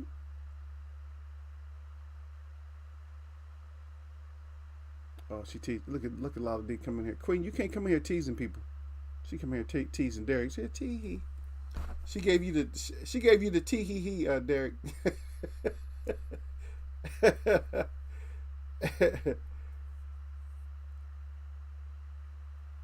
Yeah.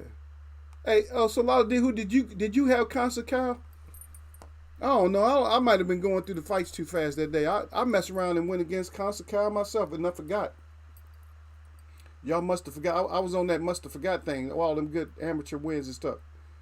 And I went, I'm like, oh man, not the Concert Kyle. And we watched Concert Kyle was getting combinations off. He was throwing 7-piece combinations and stuff. Just made you feel sick to the stomach, like, oh wow. You knew what was happening. You can see your pick go up in flames right then. Yeah, you can see your pick just went up in flames, like, oh man, Concert Kyle's putting them hands out there. Yeah. Yeah. Okay, Lotta D's jumping on me. She said Sunthea. She said Bud has knocked out the last 50, 50-11. What you mean he done knocked out the 50-11 appointments bonus? He said, one more, let's see. Let's see. He said, well, she said, one more, let's see, do you need? Yeah, the 50-11. Yeah, he done knocked out 50-11. That's 61 people. Did Bud even have, does he have 61 fights? I done knocked out the 50-11 of them. All right, let's see. All right, Lala, we'll see. The only problem I have with Earl is I just don't know, even though Danny fought him, I still don't know if he suffered any kind of ill effects. But maybe, because the creator can, take all that away from you and bless you. I don't know. So maybe, there's other forces. So maybe Earl is just that strong. I don't know.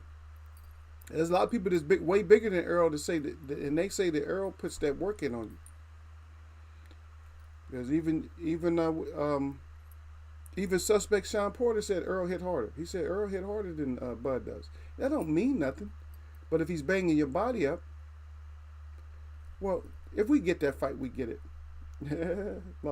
Yeah, but if we get that fight there, then we get it. I would love for us to get it. It would be nice for us to get it. I don't know if we will get it, but it would just be nice to get one of these fights, For me, the Bud Earl is not as important as it is for other people. It's just important because it's one fight. If Earl was missing 2 or 3 fights, then I have a problem with it. Well, yes, he moves up, then that's okay. It's different. But you're allowed, out of any generation of fights, you've always been allowed to miss one fight. Because that always has to stick in the person's mind. Like, I wonder who, that always leads a debate. I think this fighter would have won because of this. I think this fighter would have won because of that. And then you can listen to them when they retire. You can listen to them to say how they would have won. And then you can either believe one of them or another. Now, if they don't fight and one of them gets completely splattered, knocked out, then your speculation for who would have won might grow on one side. Like, yeah, I knew, he was going to smash you. It's better that you fought him because he was going to kill you anyway. You see what I mean?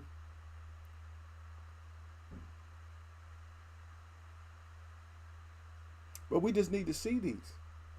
Because Earl needs to fight at least Ugas if he don't fight nobody. He needs to fight at least Ugas if he, before he move up. Because his time schedule is slowed down. The environment, everything slowed down his time schedule. He wants to move up. He wants to fight at different divisions. Same thing with Ennis. Ennis wants those belts, and then he wants to, move up and fight in different divisions. So you got fighters that want to move up and fight in other divisions. I haven't heard Bud talking about he want to fight in other divisions. He's always talking about he wanted to challenge somebody at 154. But how many people at 154 would fight Bud? All of them, right? I'm just saying, all of them will fight Bud. I don't know if all of them will fight Earl, but I know all of them will fight Bud. Everybody will fight Bud at 154. Everybody will fight Danny Garcia at 154. Everybody. You got guys that's 5-1-1 will fight Danny at 154. Yeah. Derek said those Texas dudes are different. Yeah, I got family down there. Like, there you go. Like Pryor versus Leonard. There's always a fight. But then again, Leonard missed a couple of fights. I think he would have won the one. I think he was getting out too, though. Because he didn't fight. What's the dude's name? What's the brother's name? The brown skinned brother that he had the brother that fought. Okay, I know. Oren and Terry Norris, right? Because he didn't fight. That would have been a fight that we wanted. That's a fight that we wanted to see. So we missed a couple of fights. Mike McCallum. Too many fights that we didn't see. Nobody wanted to fight him. Because everybody knows what body shots feel like. And it was like, he's going to hit me to the body a lot. People back then, they were smarter. And the fighters were smarter. Like, he's going to kill my body. Sugar Ray Leonard and them knew. Hagler, all of them knew. Now, Hagler had that chin. But nobody wanted to get their body tested like that. Like, oh, he's going to kill my body's going to be aching. I might get the W. I'm going to be hurting after this fight. So somebody like that, you fight somebody like that, you know you're going to be hurting after the fight.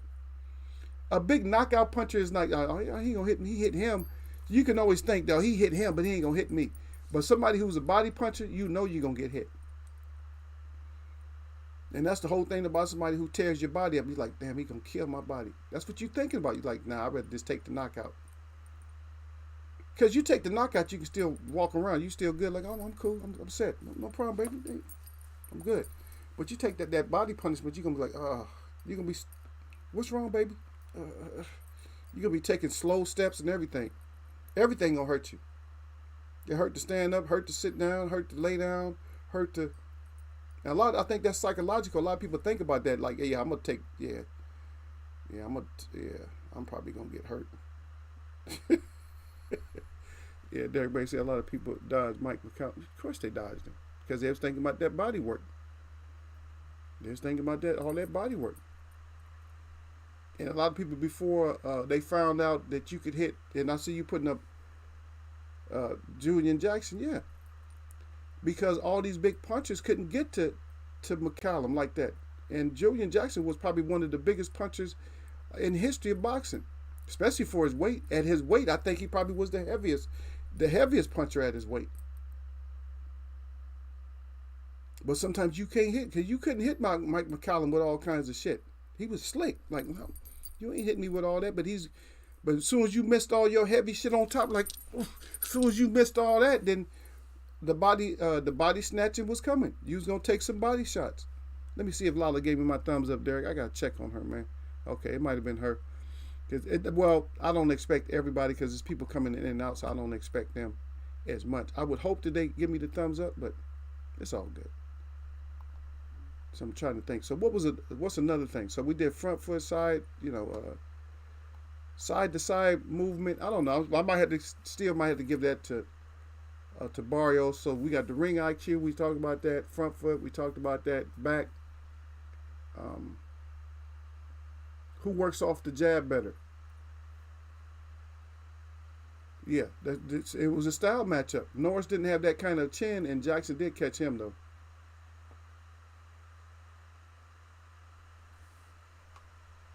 Okay, Loud D. She said if I can interview 3 boxers, she said the body snatcher would be one. Yeah, he's a good interview.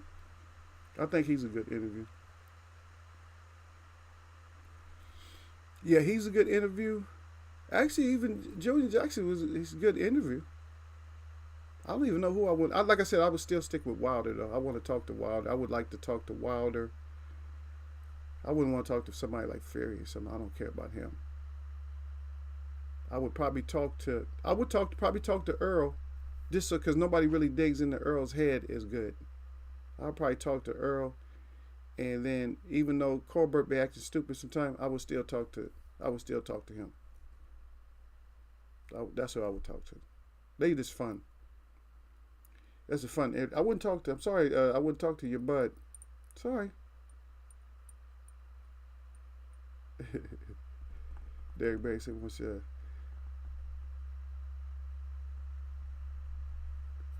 at Lala." She said, "Oh yeah, sorry. I just remember to give the thumbs up. Really?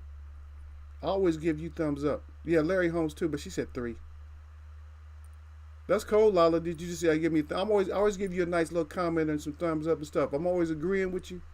Even if I disagree with you, you're gonna get my statement. Now you can count on it. If I come see your video or something, you know you getting a statement from me. I'm gonna go in on it a little bit.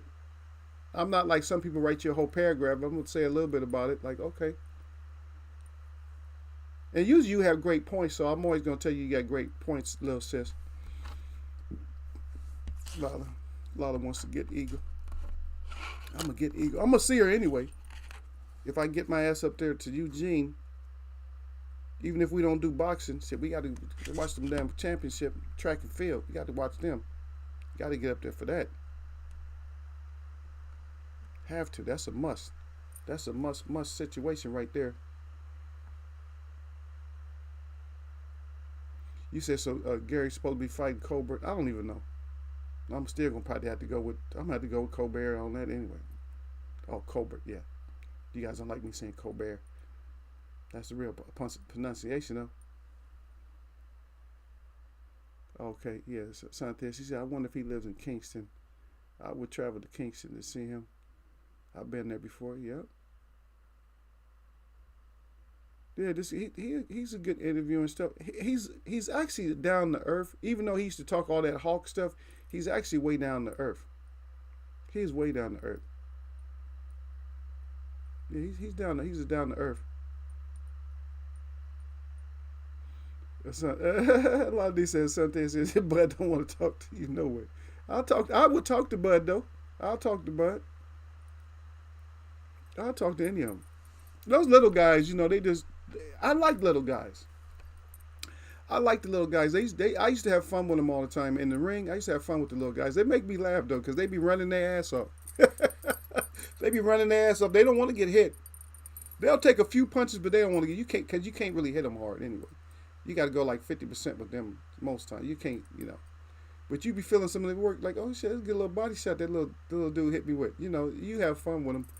Well, I like the little guys though. I like the little guys because they help you out with their speed and shit. They help you out with the speed. All the little guys. When I say little guys, little. If you under 190, you little. You just a little dude. Yeah, you're a little dude. That's what you is. You're a little dude.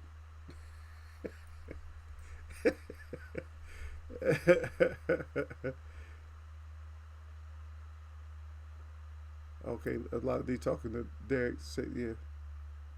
But a lot of you cold, you being cold and eagle right now. Look at she like the son there. Bud don't want to talk to you. Yeah. Larry Holmes started getting bitter after the first Michael Spinks fight, and then the second one. And he told HBO to kiss his big black behind. He told the channel that was before Floyd fired HBO.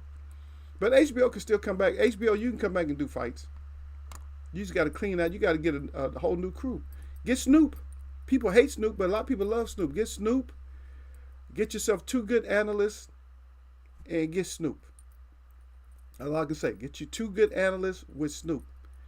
Get a fighter and a great analyst that's not a fighter. And that's it.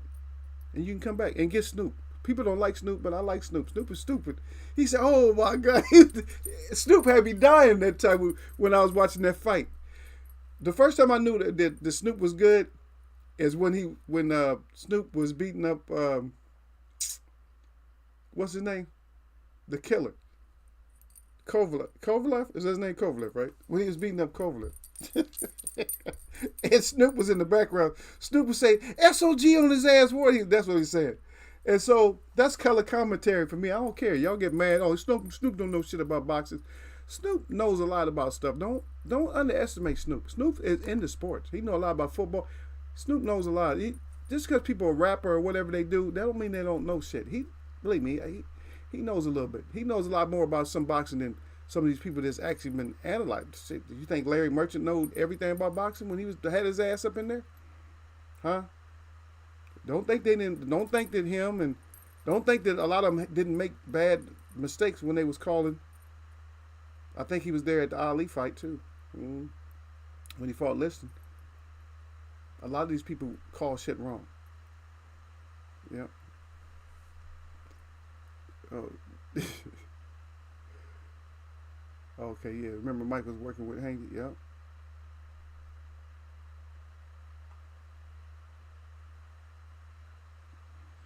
Yeah.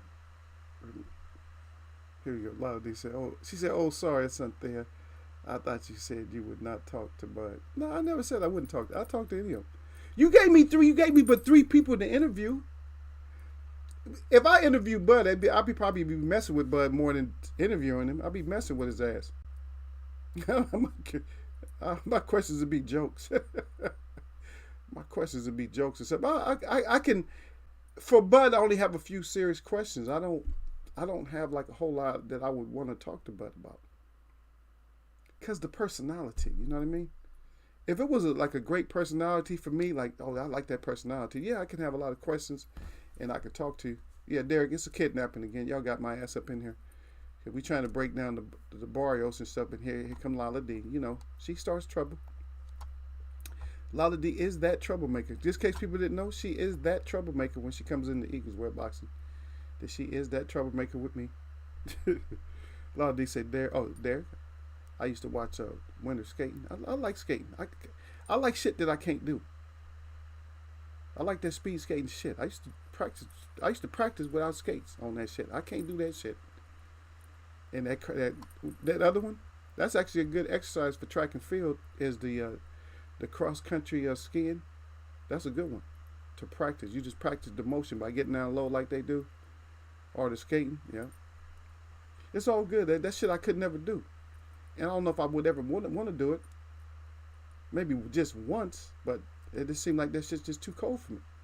My hands get cold, and I'm creating a wind for myself. I got wind chill factor, and I'm on ice, and I'm skating. No, I'm cool. I'm good. I'm good. I watch. I'm good at watching ice skating.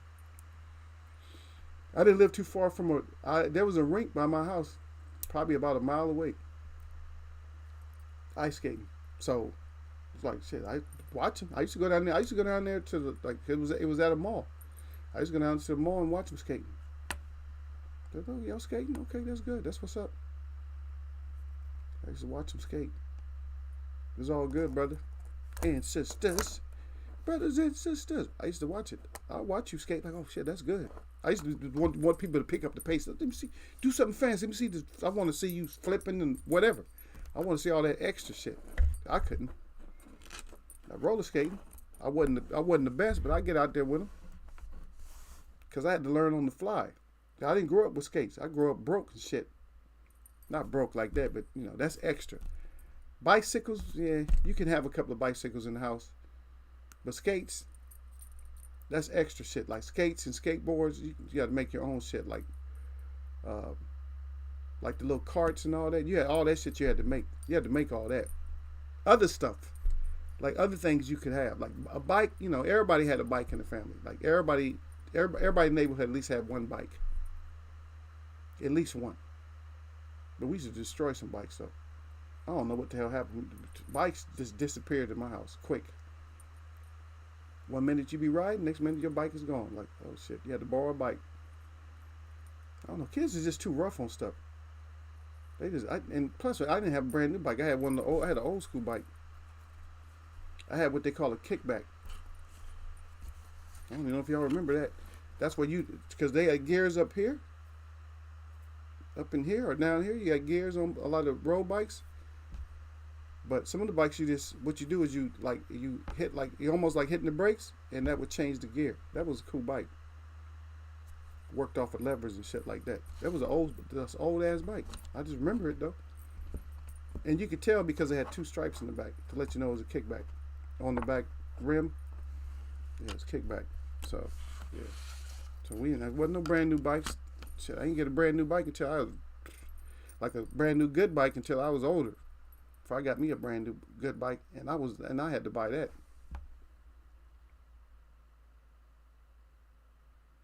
Yep. Everybody said made your own nunchucks. You got dang right. I made my own. I think we got kicked out of school because we used to fight with them. I think it was one of the main reasons we got kicked out of school was because those damn nunchucks are making your own little shank type of things or whatever. I was always in trouble. I was actually a good kid, but I don't know. I just not necessarily easy influenced, but I used to just get in trouble because everybody else got in trouble. I'm gonna get in trouble too. I got my first ticket because I tried to. Just do dumb shit. Just to see. You want to experience. I wonder what they're gonna do. Are they gonna let me off because I ain't never had a ticket? Nope. They didn't let me off because I never had a ticket. But yeah, a lot of you missed our conversation though. We was talking about all the stuff that the little boys do when they're growing up. Well, I don't know. We just got into that conversation because we wanted to find out when did the younger generation start getting soft. Derek says it's probably like the mid '90s, somewhere around there, and I think it might even went back to like '90 itself because they can't take no kind of punishment no more. They're always folding up crying. That's a good idea too. Is look and see when the most crybaby ass fighters that you got, because now you're not even talking about general population. You're talking about professional fighters. Who's the most crying ass fighters they have today? When were they born? See, and that'll give you a story right there. Because if you got the boxers that are crybabies now, then just think about it. You got boxers that's crybaby. When were they born? I'm not gonna say nothing about nobody on the screen. I ain't gonna say nothing. But when was these people born? They're crybabies now. Yeah. Derek said, remember that Apollo 5 speed? Are you talking about the short one? Cause we had cause I remember the little short ones they had. Yeah, the little short ones. Yeah, with the long seat. This is a dude in my neighborhood used to make all the bikes. I don't know where. I think his father. Yeah, I think that's what it is. I'm quite sure his father used to take him to the recycle yard, and he used to they used to find all kinds of stuff like parts, and he'll put your ass together a bike better than you can buy in the store. He was good. He was that good. He'll make your ass a bike that even the hand like the handbrakes, even the handbrakes, if you put those on hard, then your tires will smoke from stopping you. Yeah, I don't know how he did it. Yeah, but he used to hook up. He'll make a bike, like he'll take a bike with all the gears, like 10, 15, whatever. He'll take that and make it into like a short bike, like a little short bike with a fat wheel on the back. Had that shit looking like a little motorcycle or whatever. I think they call Stingrays or whatever. But yeah, he used to hook that shit up. A lot of y'all don't know nothing about them early 80 bikes. Y'all don't know shit about that. Y'all don't know nothing about that. Some of you do, but y'all don't know. Y'all don't know about that shit. I don't even know why I'm teaching y'all shit. I shouldn't even be giving y'all lessons. Stop giving y'all lessons. Everybody said, she said, mother be mad as hell. You cut up her broom. Yep. Had to be a midget to use the broom afterwards. Yeah, all that shit cutting up, because that's what we had to do though, brother. We had to make stuff, and we used to take. I don't know why we didn't get killed over this shit though, because fam, you know how they love to play cards and shit, right? We used to take the cards we used to use all the cards up, and put them in between the tires, in between the spokes, and so that way it made that little clacking noise and stuff. But that's how kids did this shit all over the place. What people don't understand is kids have a certain DNA in them. So people used to always they always want to divide the Midwest. They want to divide the Midwest with the West Coast, with the South, with the East. Kids did the same shit no matter where you was at. You might have a little bit different names for games, but Double Dutch and all the shit the kids played, all of them played it no matter where you was at. They might have had a different name for it, but they all played the same shit. Or games that was similar. Everybody had the same shit. Because for the most part, all of the cities nobody was from the city in the first place. Not everybody wasn't from the city. Like when you grew up, your parents moved from somewhere to somewhere else. Like they moved from the south up to the north. They moved from the north. Most time they didn't move from the north to the south, but mostly it was people just migrated in. They moved over to the west. Yeah. Yeah. Yeah, Adam, it looks like Yana. I don't want to pronounce your name right. He said I'm watching you all the way from the UK. Yeah, we got a UK brother come up in here. Y'all, sir, I haven't seen him. Yeah, but salute. Thanks for coming up in here and saying hello to us. Yeah, we kind of overrunning a little bit. This is what I call it. This is a hijack stream. Because I was supposed to be going probably like a half hour or more ago.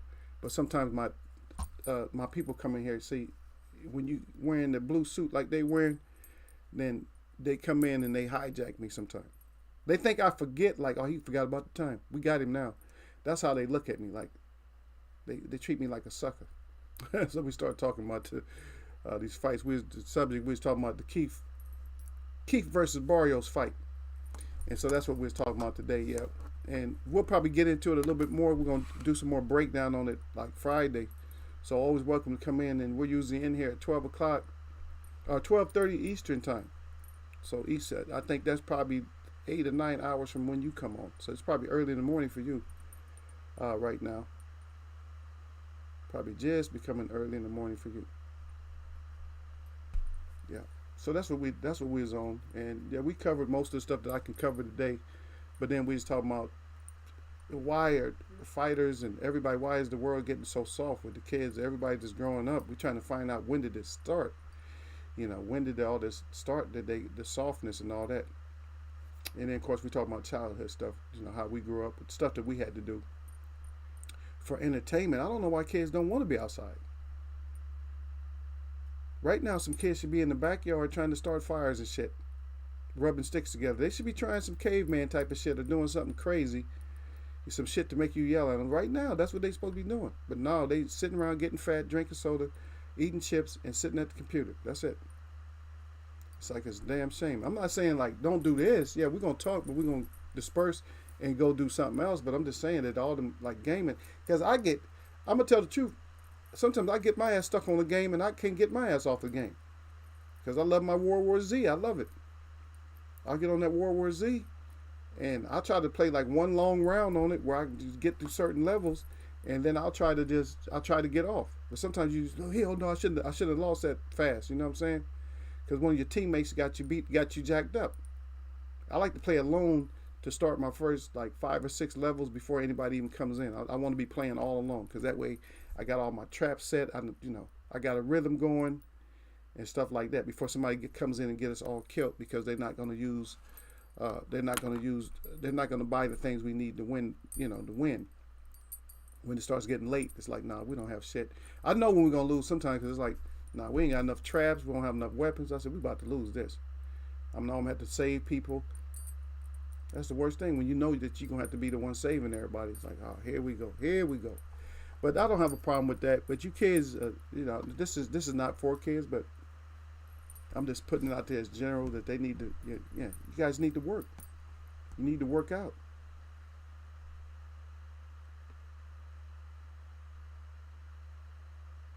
Yeah, Derek said there's nothing you don't find at bike shops. He said kids too lazy to ride. Yeah, I'm just, and I told you guys I'm so close to everything because I actually do have a bike shop. I just don't want to spend that money right now to go get another one, because I got a $1,500 bike, but I want to try to sell it. I just want to get a different bike other than this road bike. I want to get one of those electric bikes. I do. I want to get an electric powered bike, but I want to be able, I got that option to pedal. I'll probably be pedaling most of the time, but if you go to pick up something, then yeah, you might want to cruise. Like, okay, yeah. But Derek said salute at Adam, Lana. Welcome to chat. And then okay, he come back properly. He said at Lala D and at Derek Bay. He said hi. Got his hands up. He said, how long you been streaming for? Well, we've been streaming. I've been streaming for some years now. Yeah, is just not that. Okay, it's night, so you still pretty good. Yeah, over here is as I've been doing this, and I used to have an open forum. I had a flood of people that joined me at first, and then there were some things that happened between me and a group of other people. A group of people that I wanted to kind of deal with. And after a while, the way that my show goes is I try to keep it adult. And a lot of people are too sensitive. They're not going to come in here. If they can't keep it adult, you might as well just stay out of it. So it's more like private. It's not private because you're welcome to join. You're welcome to subscribe anytime. You're welcome to subscribe. If you're a good person, then it's probably good to subscribe. I'm going to learn something from you. You're going to learn something from me. Because we don't always talk about boxing. We talk about other stuff too. And we like to learn about people because we don't have Yasser in here right now. So we need to learn stuff about the UK too. And so the floor is always open. Most time I do ask that somebody will say that I'm off the topic, especially if I'm in a topic. If you say off a topic and then you just say something, then I can read it out. Say, okay, you're off top right now. We'll talk about it. And then we'll let you talk about it. Just interrupting though, or just blurting out shit, that'll get you thrown out. Because some people just come in, they just start blurting out stuff for no reason, and they don't last in here long. Like you came in and just start talking about Tyson Fury something, and the subject is not even Tyson Fury. Now you might last or you might not. Somebody might get tired and like, no, we're not even talking about that right now, son. You out of here. Come back and try again. Or they might just time you out or just get rid of your comment or something like that. But it's good. It's a clean chat. It's a clean chat. Once I start doing like more stuff, then there'll be more people coming in. I'm so hesitant. I don't even want to do more. I'm not talking about streams, but if I just do like always putting out something, then people start coming in. Oh yeah, Eagles wear. Let's go check it out. I really kind of don't want that. because I wanted to. I like to do my stream anywhere from an hour, which I never do, to a couple of hours. I don't like to go 3-4 hours or something like that. Sometimes I last long. I don't know how long I've been on. I've been on for a while. I needed to be out of here, but it's Derek Bailey and Lala D's fault that I'm still in here. And I see Ray Robinson up in here. Yeah, but I gotta get up out of here. Y'all always holding me hostage and stuff. But welcome to the chat anyway, though, Adam. And that's another one of our guys there, Ray Robinson. He's kind of a jerk, but he's okay. Derek Bailey said building a clubhouse. We used to do that also. And make go. There you go cars, all that shit. Derek knows. See, Ray know a little bit of stuff. Ray don't know all that shit though. But yeah, I know Ray had to put shit together. Well, Ray like putting stuff together. You know what I mean? Ray likes to put a lot of stuff together. But yeah, we had to put that. Every generation, you got to put less and less shit together.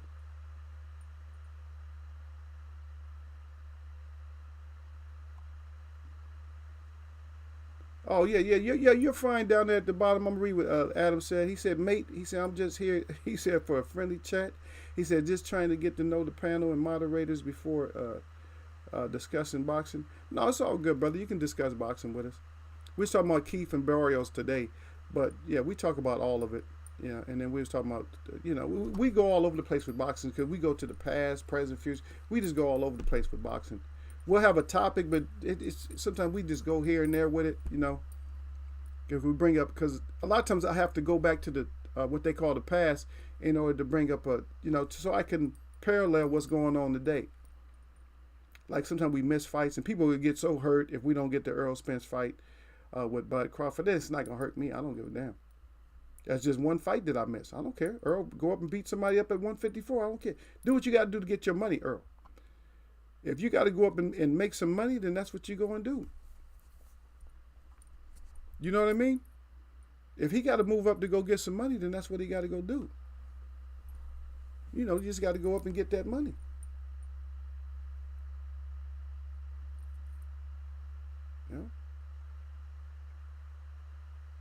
You got to go up. Sometimes you got to do that. I see all D-Ray Promotions up in here. He said Eagles Way of Boxing got that salute up there. Okay, brother. Yeah. I know y'all like some. I think some people really just want me to come on later, but I just can't all the time. I'm just stuck in here late right now. That's Lala and Derek. Lala come in and she likes to start fights with Eagle.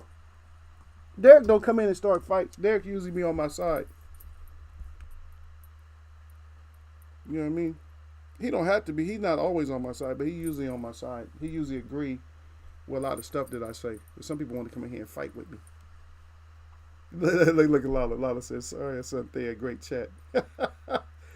And see, we was just talking about that. Somebody done got their hands put on them already. Who's this with the off? Anytime that's why you out of here. Your name, you got an off in your name. Moff, off, or whatever. Where you from? And then, let me see. And you made the queen get your stupid ass. Let me see.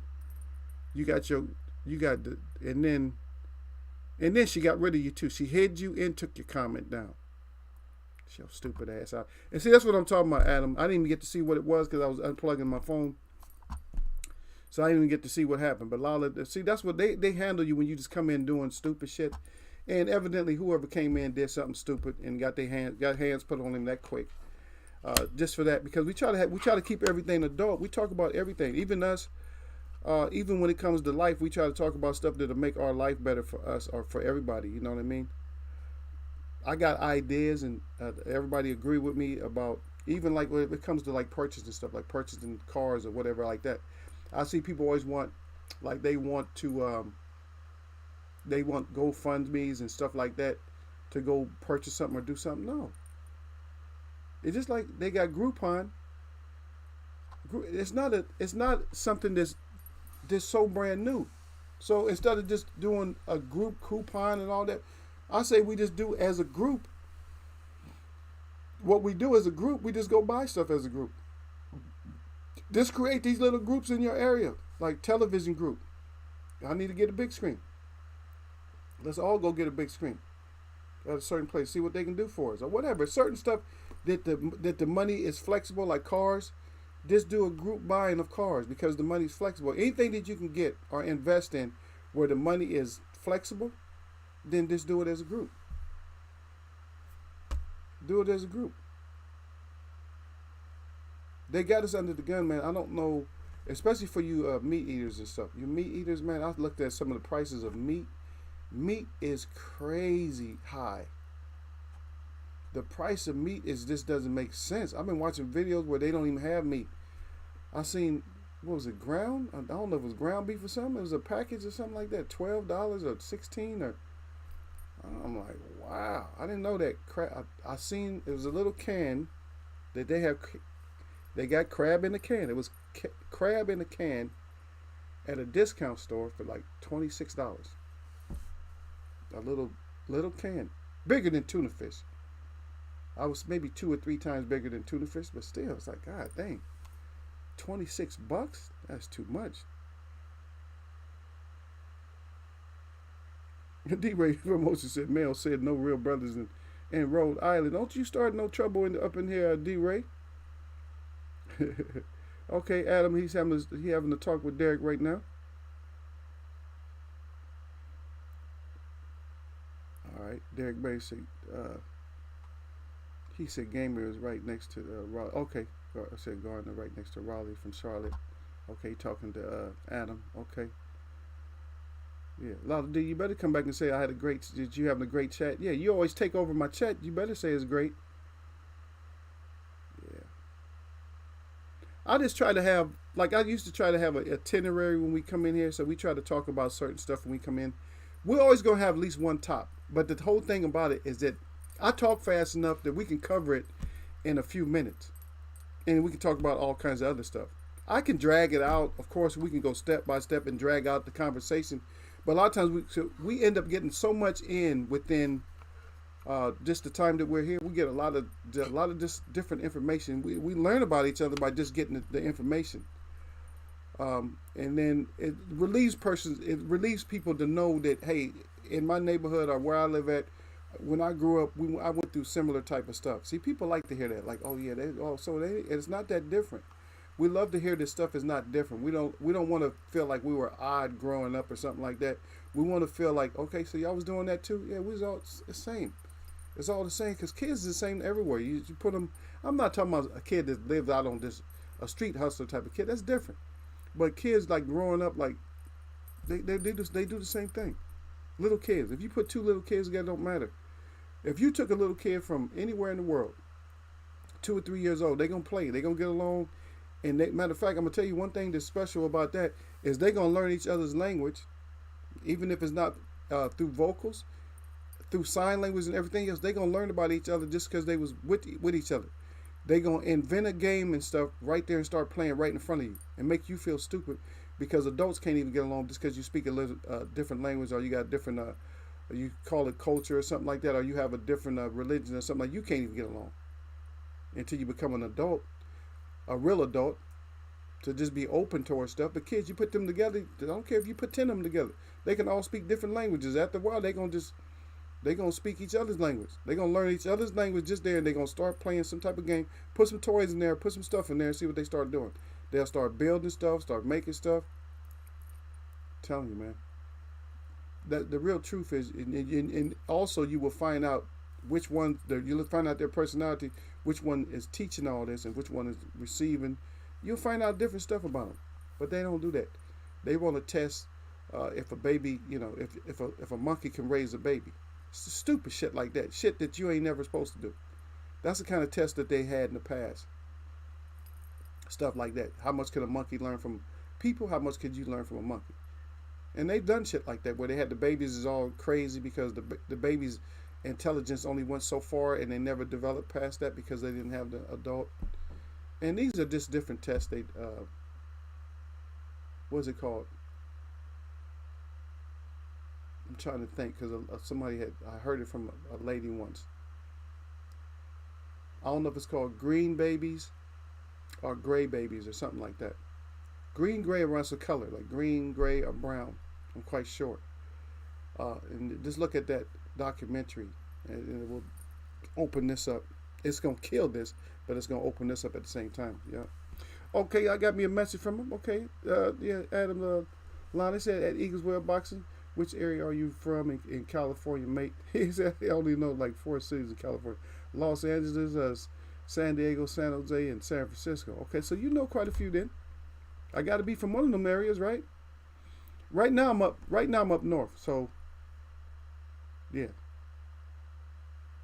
So I'm in that. I'm in the Bay Area. So the Bay Area is all that, like Oakland, San Francisco, San Jose, and yep. I'm in a small town. I'm right on the outside of those cities, which is this is a big area. I'm on the outside so I can be safer. No, I'm on the outside because I'm just close to everything. This little small town I'm in, I'm like I can shoot to every little thought. I can go everywhere. Everything's in walking distance. You know, so I can just go to different places and stuff like that. Yeah. Okay, look at D-Ray. D-Ray already on it. D-Ray say, Adam, who you got? Who you pick, Kel or you got Khan?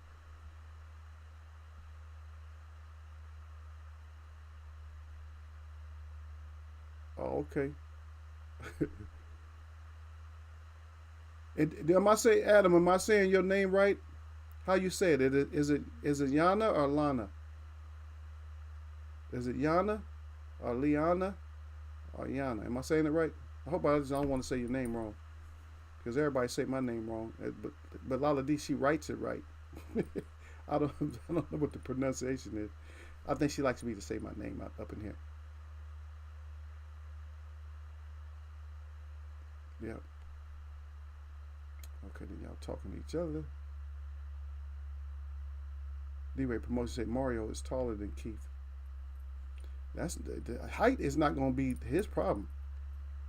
I think stamina, I think a lot of things is going against Keith right now, especially if he's not on weight right now. Yeah, Derek Beatty said that don't trust Amir Chin though. Yeah. Yeah.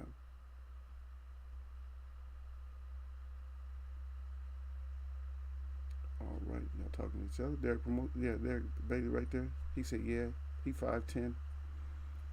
Yeah. Adam came back with the, you know, we call that up in here, Adam, we call that BCD.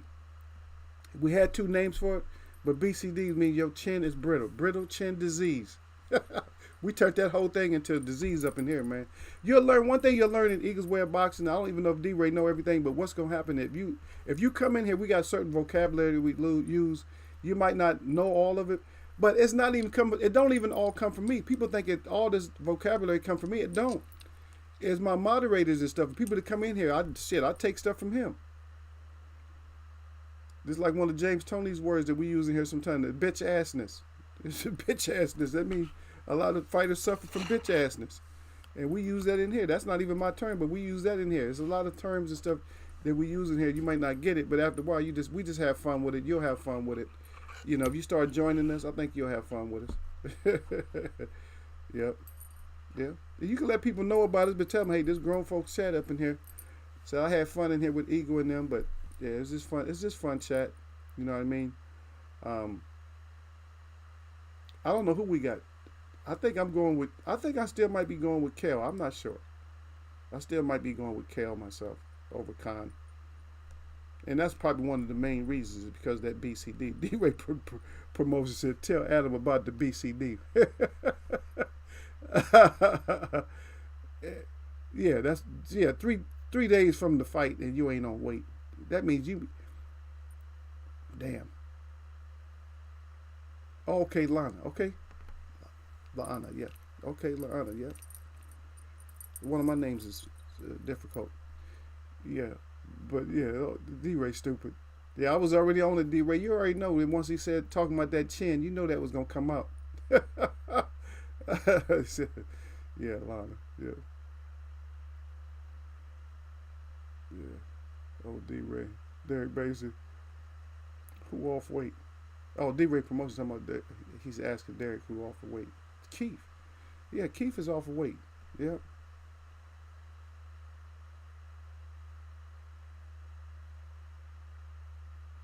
Okay, yeah, we know about the Fury versus White. Yeah, he said there's a big. This is Lana. Adam says there's a big fight taking place in the UK soon. Said Fury versus White. Then Usyk versus Joshua. Just to let you know, um, that in here, for me personally, I don't like any of the fighters that you name right now. I don't like any of them. Usyk, I probably like the most. I don't like the two cheaters, Fury versus White. I don't like them two cheaters. I don't like them. Joshua, because he passed up a bag, could have had a lot more money than he has right now. He should have went ahead and fought Wilder. I don't like him. He's kind of suspect because he a lot of rumors going about him that he's going to take step aside money. He said no, he's his own man. He's smart and all that. See, I have a problem with him saying that he's smart, because if he was smart, he would have took that 50 million and fought Wilder, and probably could have got another 50 after that. You know, why not? But I just don't like him. He's never been caught cheating. But if you see he's on my screen on his knees, I like him. I like Anthony Joshua, but I don't like him at the same time. I like him because he's in a sport that I like, the boxing. I don't like Tyson Fury because I think he's been reported as being one of the biggest cheaters, and I know what my eyes seen. I see him cheating. Regardless if they talk about gloves or whatever, he just cheats. And I think that Otto Wallin beat him up, and some type of boxing gods gave him a reprieve on that fight, because there's no way that a fighter is supposed to be fighting with that kind of blood going down their face. Enough said about that. But anyway, I like Wallin because he ended up being tougher than what a lot of people gave him. But I always listen to everybody's points in here, so it don't matter. Whoever you like or whatever you do, I'm gonna listen to you. I'm gonna say, okay, that's what it is, and if that's what it is, then that's what it is. You know what I mean? That's the way I do it up in here, so I don't have a problem. And I make sure that we don't have problems in here like that. In Eagles Web, we don't have problems like that, because we just discuss it. A lot of people think, oh, he biased, you only go by his side. No, I talk about everybody's side. I give everybody respect for what they say. Everybody. Because I can be wrong, and I got to see your side. Yeah.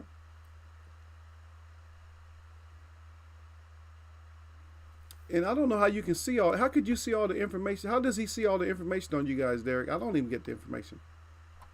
I just talk to y'all and I know the information, but I'm trying to figure out where you getting all your information from? Can you see profiles up in here? Because I thought they took that off. Okay, so maybe you can go to profiles. Okay, you can go to profiles in here. Okay. Because remember they took that off for a while where you couldn't go to profiles. Yeah. So he checking y'all out to make sure y'all about that action. Or y'all about whatever. Yeah.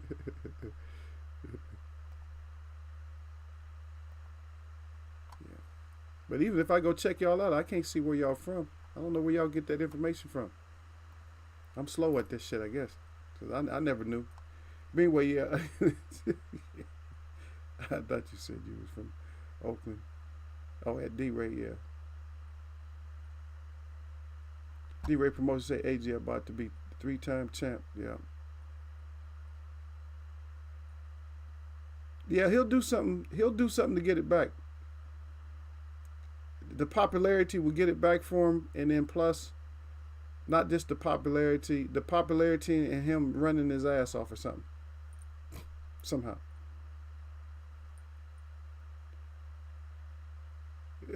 D-Ray Promotions say Adams. He said, "Who you? The Ops?" He said, "Yeah, Omaha."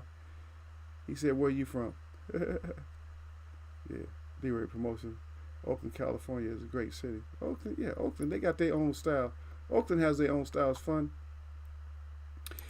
Yeah, matter of fact, I got to get my ass over there one of these days, and I will. I'm gonna go to this restaurant. And I want y'all to see the bathroom in this restaurant. You're like, why are you taking a picture of a bathroom? I just want y'all to see this bathroom. It's a nice restaurant, and it's a place where you would never think that this bathroom would exist. It's because it's a vegan restaurant. But yeah, Adam Lana at D-Ray Promotions said, "Nah." He said, "I'm not the Ops. I'm from a small city in England." Yeah.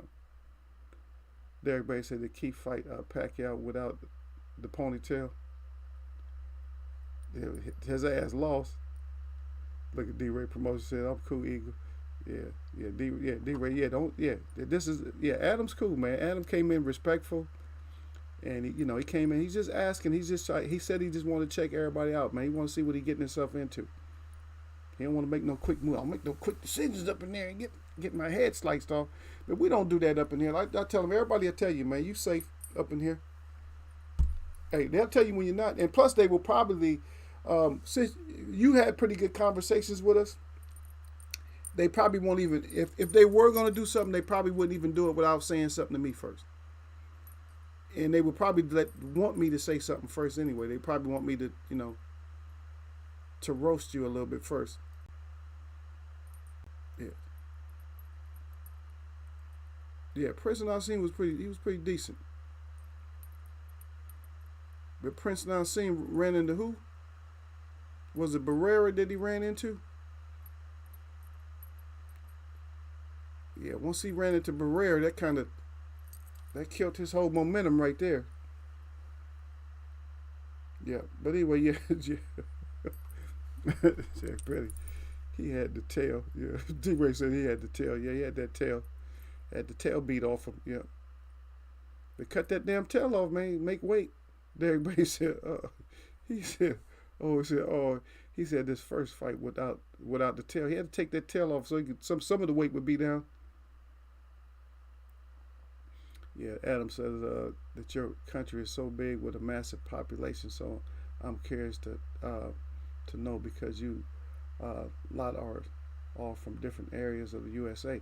Yeah, but the thing is, what I was just explaining is that we all act, kind of, we're like the same. We just kind of blend in, especially if you're a traveler or if you're a traveler, you kind of blend in with everybody's city. It don't matter where you go.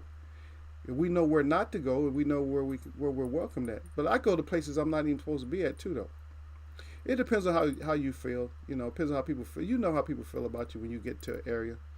I go to one of the worst parts in the city all the time. I go through there. Shit, they wave at me. They be hollering out the windows and shit. Talking about Chief. When they, I've never had anything happen to my car or nothing like that. They just take care of me when I go over there. They say, oh shit, that's Chief car. They just all good. They'll come over and talk to me every once in a while.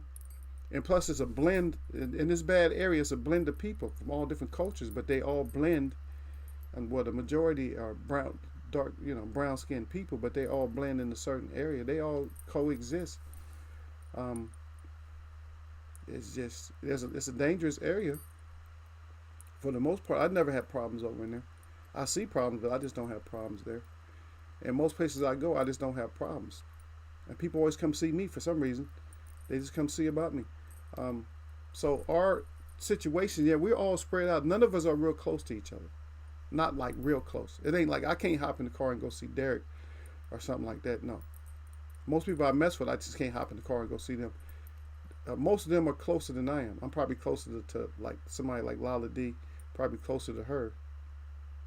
I can hop on the flight and go see her. But yeah, we get along. It doesn't matter where we're from, and what brings us together. What brings us together here is our topic of boxing, and this grown folks chat. That's what brings us together here. But then, just like what you're doing, you're trying to do it like all at once, like right now, because you're just visiting. So what happened is we just learned about each other slowly. And then so certain people if you notice that certain people call me they'll call me Igor or something like that. And then you have like Lala D, she calls me something else. But that came from time. That came from just knowing, just being me accepting what you say or whatever. And so in here, another thing that we do is everybody that you see with blue is a manager. Even if they don't remember their title, I said that's all I deal with is managers. So they know how to manage the chat. So they're all of Derek that's El Presidente right there. That's the manager of administration. So if he have words with you, you may be in a little bit of trouble. Lala she our queen. She our manager, but she a queen at the same time. Lala D is our queen manager. Yeah, she's the manager of production up in here too. So we got different managers and stuff. I forgot some of the titles and stuff, but everybody's a manager. They just grown folk in here, and we just talk like grown people. You know what I mean? And that's not for some people. They want a lot of foolishness. I'm not saying we don't never have fun, because we come in here and cry. Sometimes You might not even see a conversation in here. You come in here, all you'll see is tears all the way. All you'll see is like crying faces all the way down the whole chat. And we had a lot of chats like that. But I think that ever since this bullshit came out, is we're just not comfortable enough to have those kind of chats right now. For the whole world is under this bullshit right now, so we just don't have. A lot of times we just don't. You'll see a couple of crying faces in here, but a lot of times you just don't see them. Yeah, but you're right. He was a beast, though. Yeah. I'm not. Yeah, we know him. We definitely know him. Yeah, you say he did too much showboating. He wasn't able to showboat, brother. If you look back, go back and look at that fight. Here, when he wasn't able to showboat, Barrera was on that ass. Barrera was putting that pressure on him. He's like, nah, I don't care nothing about all this shit you doing. Yeah. Derek Bray said, yeah, Barrera, yeah. D-Ray Promotion said, yeah, we know where not to go. That's exactly what it is, brother. Eagle will put the yoke down. Stop it, Derek. Derek, you make everybody think I'm a bully. I already got people thinking I'm a bully. So I'm not that. I'm the most mild-mannered person there is, man. Now, maybe not that there is, but I'm real mild-mannered. I just don't take a lot of shit off of people. I just don't. I don't care. You got to take my ass out or something. I just don't take a whole lot of crap off of people. And I know people come in and people run their mouth, but I know if they saw me face to face, they wouldn't. Oh, their mouthpiece would change. I guarantee you that their mouthpiece would change. They ain't gonna be just talking to me all reckless and stuff. Cause you always got. I know people when I hear braggers. When I hear people bragging and talking a lot, I'm like, yeah, okay, I know what you're about. Cause you're doing too much talking. And I already know I got. And I don't even put shit out there like that because I'm ashamed. I don't feel good that my family has done things that they have done. I don't feel good about that. I don't feel good at all. I don't feel good. But it's like a lot of times people have stuff that's in them and the wrong person make it come out. That's how I know when people think they're gangsters and shit. You're not a gangster if you're running. I didn't grow up in that era. If you're running and hiding, you're not a gangster. Gangsters let you know what they did. Just like the guy down in Texas back in the was 60s or 50s, 60s, like maybe 63, 5 or something like that. The guy down there that went and shot the guy that supposedly had shot Kennedy. Even if the story is true or not, but people like that, those are gangsters. Those are people that like, hey, yeah, I shot his ass. Those are the real gangsters. Gangsters don't hide and run and shit like that. If you're having a shootout, then you're having a shootout. You don't run like that. And so that's what we know the difference, And so when somebody's just doing this all the time, you ain't no gangster, dude. I don't care what you did. If you did something, you hid and ran. You wasn't waiting for the police. Shit, there's been a lot of times where I know people in my family and neighbors and stuff had to wait for police. I just call the police. I'm right outside. Tell them I'm outside sitting down waiting for them. And that's how I grew up. I didn't grow up with all this run and sneak and drive-by. I didn't grow up with that shit. I didn't grow up with all drive-bys and running and hiding. I didn't grow up with that's not the kind of environment I grew up with. I grew up like a man. If you're a man, you did some shit that you stood up. Okay. If you're a girl, you did something, you just, okay, oh shit, I'm in trouble. That's it. You just knew you was in trouble. F it. Now you got people doing, oh yeah, he shot him. Yeah, he shot people in the back. Even police. Police was even braver when I grew up. They wasn't shooting people all in their back and shit. I mean, that shit still went on. There was cases where they did dirty shit because they have to. But we're not going to talk about that. Sometimes I think that they have to do it. Not because they have to, but because they have to. And I'm not dumb. I'm not going to think that, a lot of these guys that go out there and do that shit, that's what they wanted to do. Some of that shit that seemed like a ritual to me. I just watched one horrible thing on the net where about 10 cops shot the guy that was unarmed. And one of them, after everybody started shooting, he was still shooting. He was already down.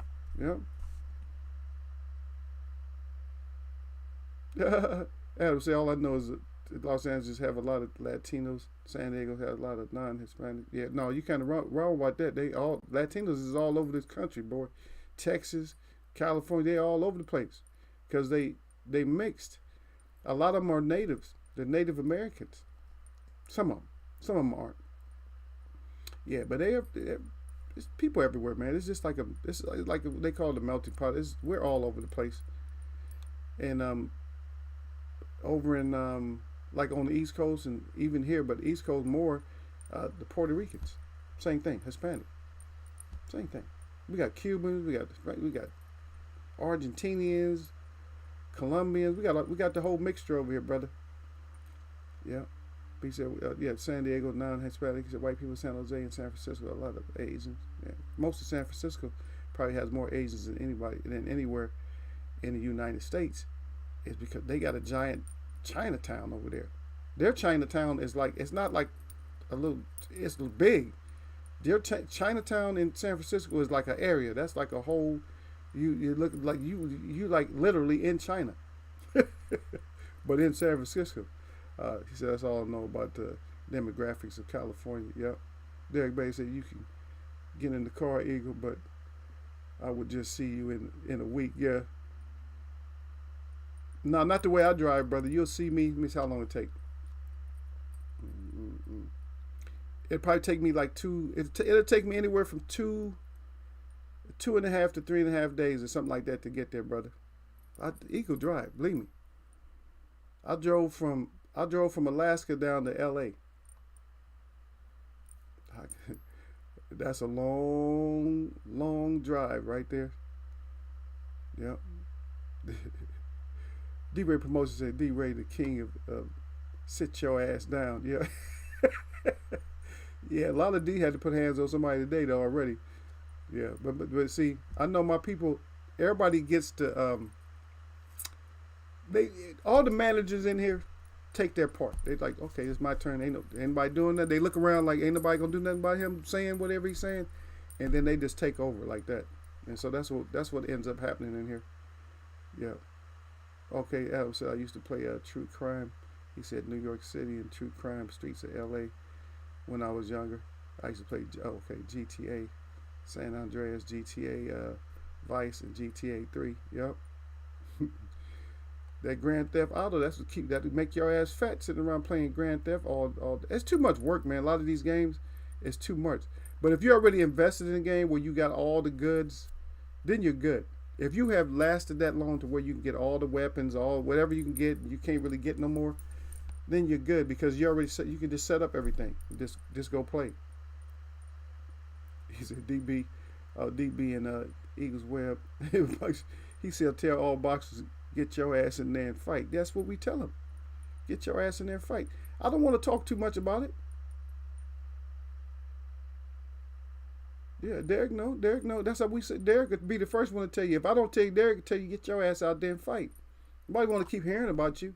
What you gonna do? I'm gonna do this. You ain't gonna do shit. And yes, we see it. Let's see it. That's all we want to do. Let's see it. Get your ass out there and fight and let's see it. Derek Bay said, that's right, that D-Ray Promotion. That's right. D-Ray Promotion. I'm a civilian. No, you ain't no civilian. You in Eagles Web. He said, I have a church meeting tonight. Yeah, Adam again. He said, is it true that everybody wants to watch Terrence Crawford versus Errol Spence? But in here, we don't. Some people in here care. I don't care no more. Because all I'm getting is talks. So I don't care. If it happens, it happened. If it's not, it's just another fight that we missed. That's all. Who you pick, Adam? Yep. He said it, yeah. And Derek Bay said, yeah, TN. He said, because he had a box cutter. He said he was 20 feet away from the cops. Yep. A box cutter 20 feet. He's 20 feet away. 10 cops shot him. Damn shame. Terrence Crawford on points. Errol Spence Jr. hasn't been the same since the accident. Are you sure about that, Adam? Or is he just doing Earl shit, like coming in out not in greatest shape as he can? I think you're going to see some difference in Earl next time he fight. He said, Igor, are you wearing a Native American clothes? That's what I wear, brother, when I come in here. My little crown, that's all native. This stuff native that I make. Yep, everything. This. Yeah. That's how I dress on the daily, man. I do this. I represent, man. I don't want to switch back. I don't get into a whole lot of styles and stuff like that. I just try to do what I do. D-Ray Promotion said, management time. That's what it is, brother. Yeah, management time. Sometimes my people in here gotta manage. They must manage others. And sometimes when we come in here, a lot of times people got to get managed. Like, okay, I went through that. Eagles management team ain't no joke. Well, they are a joke if you joking. Or you playing around and it's playtime. They're not a joke if it's not playtime. If it's not playtime and you come in here playing, especially after a certain event, if you come in here playing, they might not. One of the managers might not. They might not be. They might not deal with you. Adam, you're very smart right now. You're learning. He said, Igor, are you Native American? That name should tell you right there. Should I answer that one, y'all? What I think about the lawsuit against the NFL, I didn't really read into it, but shit like that always happens.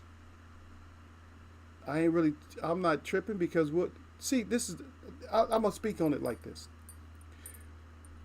As being certain people in America, you always go through bullshit. Always. And the way to get attention is a lot of times it comes out being a lawsuit.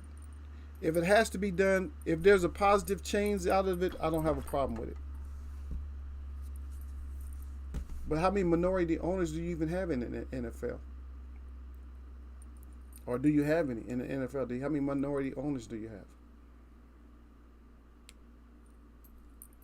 But people are always going to do what they do. They're always going to be against you. Don't think that this shit, it ain't nothing new, man. I don't even really care about half of this stuff because I know they're not going to ever change. The same way these people have been in the past is the same way they've always been. Hundreds and thousands of years, they've been the same way. You can't change it. That's structured. And people say that racism and stuff like that is taught. Okay, this is my question for you. If racism is taught, then who are the teachers? Why are the teachers still allowed to teach if it's taught? Huh? Why are the teachers still here? How did the teachers survive so long if it's something that's taught? People that back out of racism, the ones that back up and say, oh no, racism ain't right, it's probably because they had something happen to them. They probably almost got whooped up, and so now they changed their whole thing. No, that racism ain't right after that ass whooping. No, you still racist. You just trying to be a safe racist. I can't see a person that goes from being a racist to not being a racist. I'm not a racist because I don't. The thing about me in my vocabulary, we use the thing like race, but I'm not a racist because I don't have my belief system or the way that I work. Race is no issue with me. I deal with nations like a because that's natural order. I deal with nations, and then I deal with people individually. It don't matter. You can be a white guy. I got one of my best guys in here. I believe he's a white guy. Bruce Goles came in here, right? Isn't he a white guy? I don't know, because if we talk about race, I don't know. He might be Irish or what. I don't know what you are. I don't care. I want people that have nations, though. I don't like all this, like, colors. Like, people been calling themselves black forever. You're not black. I'm not black. There's nobody on this earth that's actual black. You're not black. Stop using that. Stop saying that you black. This is black. Y'all like, I designed that. That's my phone case. Y'all love it, huh? Look at that. We take it all the way in, and you see a reflection of the camera. Turn on the other side. Maybe you can't get a reflection. There you go. That's black. You seen anybody that color? And that has light on it. That's black. Nobody. It's because the ignorance is because people don't accept who their nationality is. They don't accept their nation. When you don't accept your nation, then that's where the racism comes in. I stopped racism because I'm not a nation. I mean, I'm a nation. I'm not a color. Like, they'll come by, like I see them on the street, and tourists will come by and go, ooh, or somebody will come by and they think that's cute, ooh, like that. I said, that's not, I tell them that's not funny, that's not cute. I said, we've never done that. Or they come by and they try to do one of my yells. I said, that's not how we yell. Stuff like that. I just tell them, you got to check them. But if somebody thinks you're black, you're not going to get respect because you're a color. Who respects a color? If you become a nation, I don't care, you just adopt yourself a nation. If you don't know, then just adopt one. If you don't think that you're native or something like that, originally, just call yourself original. If you black, it could, because everybody knows and believes that black is original, Well, I know it was some shade of brown. I don't know if it was the darkest shade of brown or the lightest shade of brown, but you're original people. Hey, no, say, look, man, no, hey, it's nothing about no color. I'm an original man. I'm the first man that came up out of here. That's it. You get more respect. I'm original. Because they don't want that argument. If you're original, what that make me? Nobody wants that argument. If you tell somebody you're original, who wants the opposite argument? So if I'm original and you're not, do you want to even go? Do you even want to go there? When it comes to the original on anything, nobody wants to. There's no challenge. Like, oh, that was the original. You see what I mean? That was the original source of this. That's anything that was original. Anytime it was original, there's no argument. Okay, the original. That kills all the arguments, right? Nobody's gonna argue with like the original, the first car maker, like the first one, the first engineer of cars, the first ones of made computers. Even if you make it better, but when you're talking about original, when you're talking about original people, can you make them better? Man thinks he can, but what he's doing, he's creating organisms. When you talk about GMOs, that's genetically modified organisms. It's organism. You're changing stuff. You're genetically modifying big stuff, and then you're turning them into an organism because they know they don't. It's just like if you watch not Blank Man, but Dark Man. If you watch that, you see he was trying to make this skin, but it was just breaking down his organisms. It wasn't complete. It wasn't an organ. Like when you have organisms, that's pieces together. When you have an organ, that's one piece. Now organism might make up an organ, but the intelligence behind that is fit to make a organ.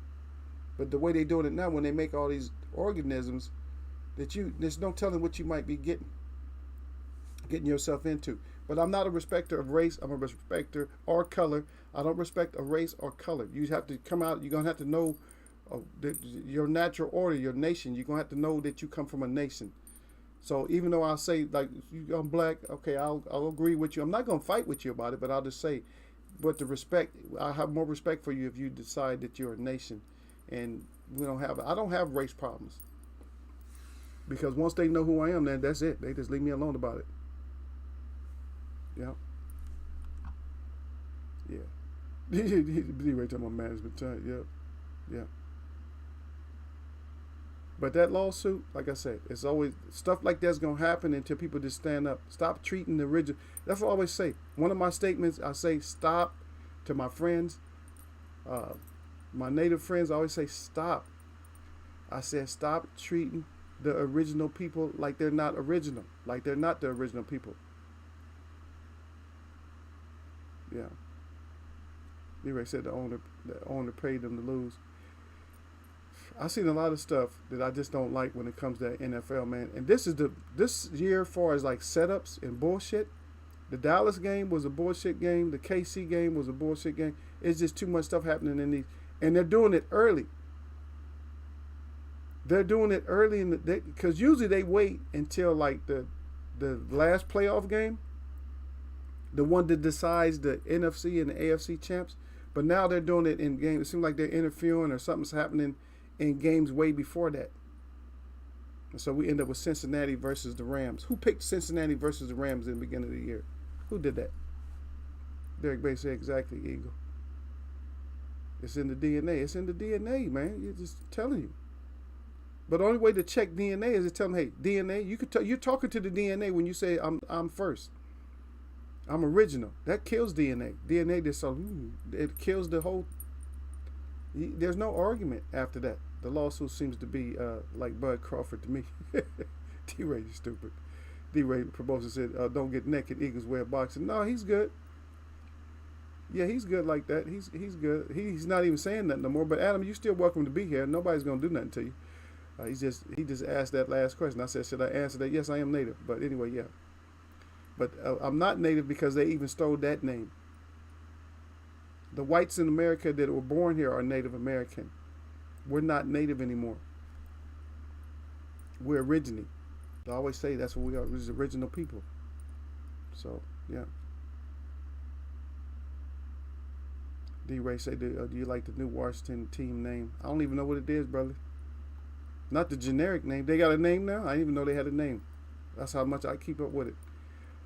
D-Ray again said Leo might get beat too. But we gonna see. At least he's getting his ass back in the ring. Mikey ain't fighting nobody. Danny ain't fighting nobody. Yeah. He said KC got Eagle fired. No, KC, I'm not even. I know it was bullshit call. I know that was an actual fumble, but it's not up to me to call it. It's not up to me to call it, and I don't know what happened to them. I don't know how they froze in the second half because they was blowing that game open. And then the second half, I don't have no problem. I got a Rams jersey in another room or shirt, so now I'm down with the Rams. I like Cincinnati, but I'm gonna go with Rams. Even if they win, I'm still going with Rams. I'm gonna wear my Rams shirt. At least I'm doing that. You know what I mean?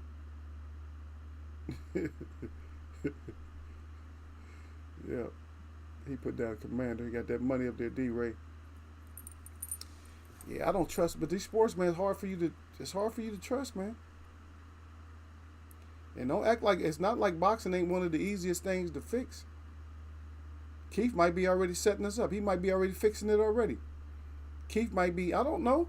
This is my opinion. Don't get me in trouble for using my opinion about something. Keith might be setting it up right now the way he get beat up.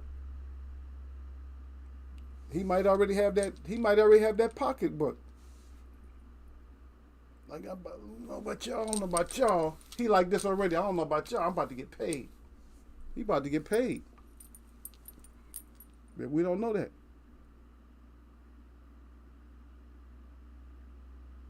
Oh, it's Michael Carvalho's nephew. So, see, that's what I'm saying. So, the person that I was talking about, their family is close, close to me. Matter of fact, the cousin was in here one time. So that's probably who it is. I didn't know they was kin to each other. That's cool. Cause she came in here one time. She came in here. I think she came in here early last year. Sometime she came in here. The cousin came in here, and I was having a conversation with her. Which y'all in here? Yeah, she came up in here. Yeah, so known people come up in here. Some of them don't say nothing, but people come up in the Eagles web a lot of times. And I hope we didn't scare Adam off or nothing like that. Or he thought he was gonna get some smoke from me. No, Adam, you good. You wasn't about to get no smoke. It's just that you hearing my side. And when I talk, a lot of times I just talk. I'm serious when I talk, and it just sounds like I'm a certain way, but I'm not. I'm probably one of the funnest persons. I'm probably one of the craziest persons ever. I got to keep myself from doing shit. Still, because I'm still adventurous. I still want to do shit that I know I can't do. You think I don't want to dive off a waterfall or something like that? Yes, I do. I just don't want to land. Or when I land, I just want to walk away. I want to walk, like, instead of going underneath that cold ass water and not knowing if it's gonna put me in the shock or not, I want to be able to hit that water and just walk across the pond or the lake or wherever it lands. That's me. Yeah, I still want to do, the craziest stuff that none of us have no business doing. I still see myself doing some of like, oh shit, I can do that. It just sometimes stuff just don't leave you. Yeah. Oh, okay, D-Ray said, I thought it was his son, grandpa, training him. Yeah. Yeah, but that's good information though, brother, because I don't know. Yeah. Yeah, because I just don't know. Because I don't actually hear from I don't really hear from the girl anymore. She just, I don't know, maybe she's one of the ones that comes in here and gives me the thumbs up. She might still be, I ain't got nothing against her. Or nothing like that. I don't know why. If she does come in, she can come in and say hello. Get D-Ray say, Adam, what's the temperature? I don't even know if he here, man. I think he might have got shut. But he'll like y'all, sir. Him and y'all, sir, they both in the UK, so yeah, I think they get along. Y'all, sir, meet him or something like that. Yeah. Yeah, he might be gone, brother. I wish we should have been gone, but we still up in here. That's Derek and them. I had to go do something, but I scratched it off my list. I scratched it off my list so I can be with y'all. I still got other stuff I can do on top of that too, though. Man, Ray didn't last long either, huh? I think wasn't Ray in here? I think Ray came in the beginning. I think Ray and Bruce came in here in the beginning. Yeah, but we're gonna see. We'll talk about the key fight a little bit more. We'll see what they gotta do. I see Lala D left me. Yeah, old Lala. How you gonna leave me like that, Lala? Yeah. D Ray, you probably gonna have to wait for him.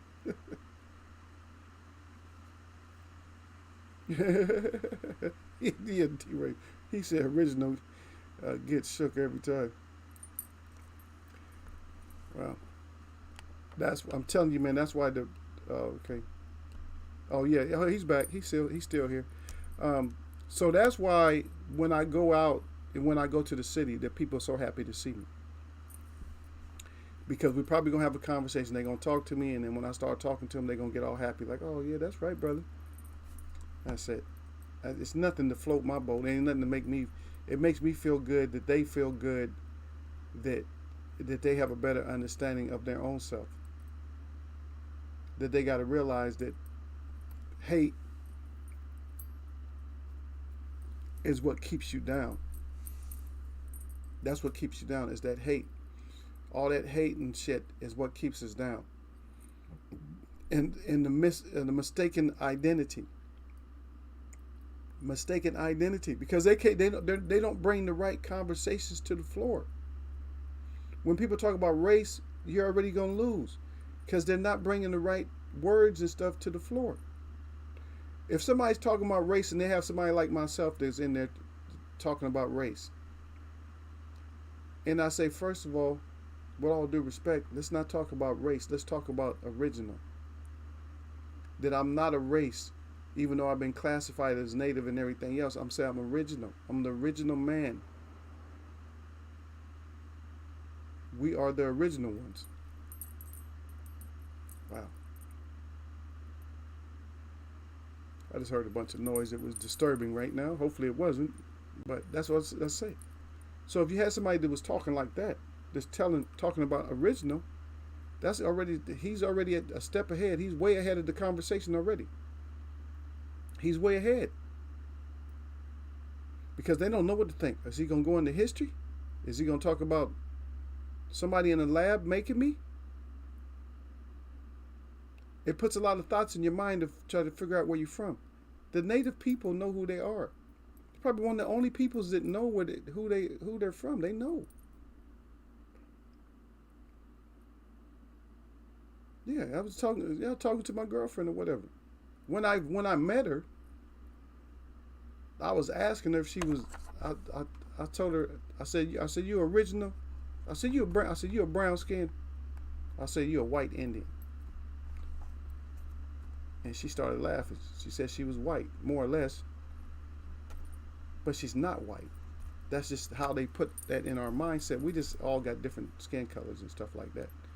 But she didn't get offended, but she knew what I was talking about. She knew what I was talking about.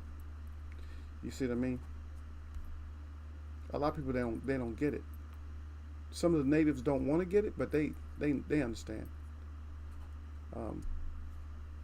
We put here for a certain reason. You had people that were put here, and just to not talk about this long, is you had people that were put here to teach. That's what their job was, is to teach. And now they lost their teaching position. So now you're getting taught by others. And that's about the biggest thing I can say about it is right there. Yeah. Everybody says like, damn, it's like 1 in the morning in the UK yet. 1. Yeah, it's getting late there now though. Yeah, we still up at there. This is one of our longest shows, huh? Talking about a kidnap. Y'all got my ass today, huh? I didn't mind though, because we had new people. And the reason I stayed was for Adam, and then we had D-Ray came in late, so I stayed a little bit longer. Yeah. He said 8 degrees Celsius, which is about 40 degrees in Fahrenheit. It's 40 degrees Fahrenheit, 46 or whatever it is. It's cold to me. Anything at a certain temperature is cold. That's the perfect temperature for me to put my nice long coat on and everything. D-Ray promotes the Olympics in China. What you thinking? I think I want to go. Don't you want to go? Don't you want to go? Still got a couple of years. I wouldn't mind going there. Okay. D-Ray Ramones. 46 is okay. 46 is okay. He got boots on though. Yeah, 46 is a trick though. Ask Derek. Derek, how long it take for 46 to turn into 32 or less? Depends on what time of day it is. If it's 46 and it's 12 o'clock, well, there, see, it's night, but it's only 12. 12 in the morning or 12 at noon at 46 degrees. You can go one way or another. And see, he's at 12 a.m., so he's going to go one way. That 40, I guarantee that 46 is going to turn into 30-something. It is.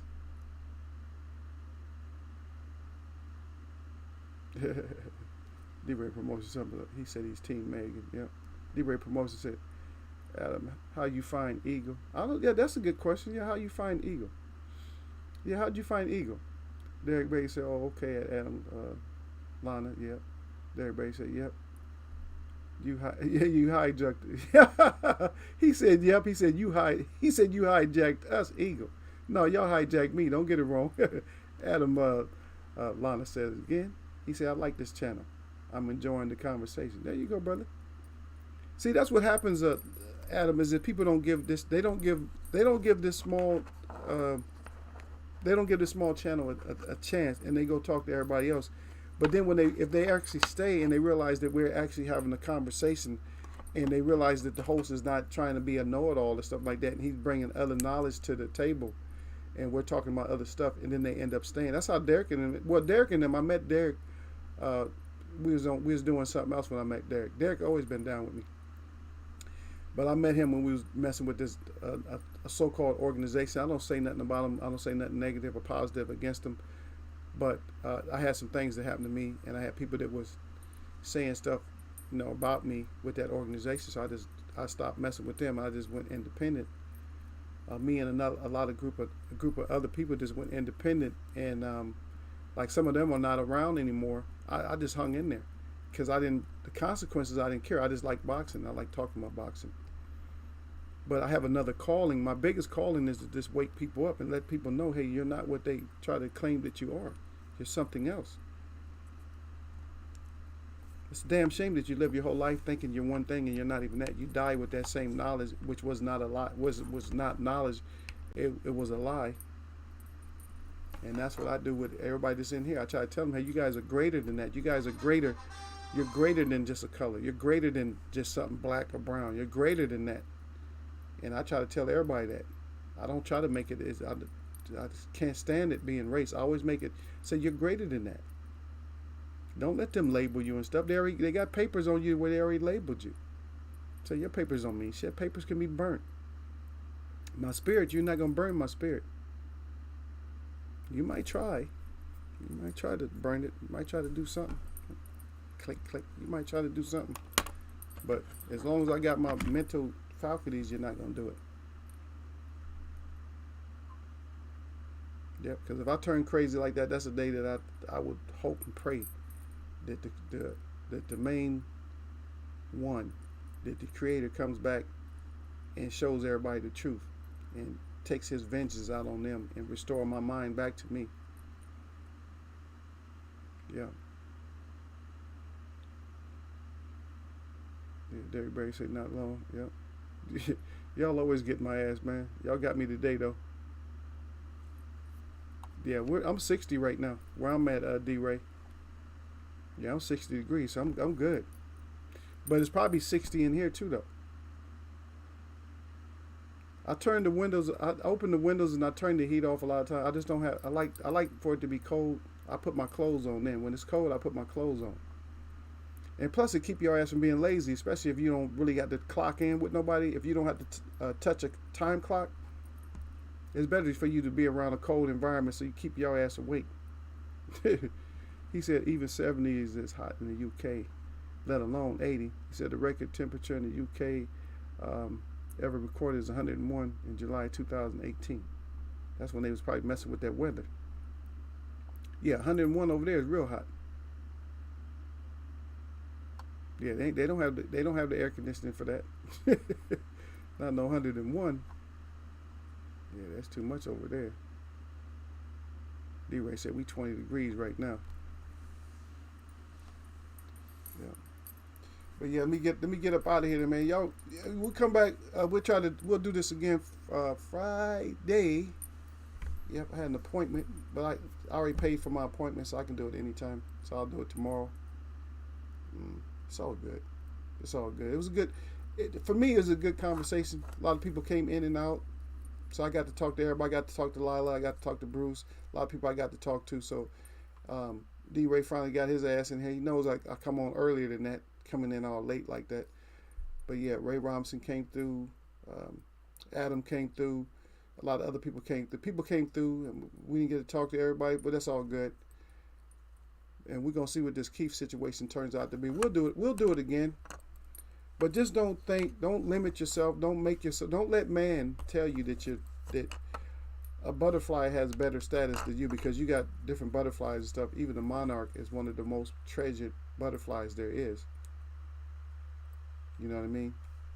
And why is this butterfly so protected? And a lot of animals and everything else is so protected, but then you yourself being a certain species or whatever you want to call yourself, man, woman, but you're not protected. And why wouldn't you protect the original? There's something wrong with that. If you don't want to protect the original, the original, anything can be done to the original, really? Everything you can imagine. You cannot. Your mind is not evil enough to imagine all this stuff. In my opinion, I'm promise you, I can make a promise to you that your mind is not bad enough or not evil enough to think of some of the things that the evil ones that's on this earth think and do. You can't even think about it. And when you heard about it, you said, "Damn, I would never even thought about something that horrible." And that's where the real problem lies, right there.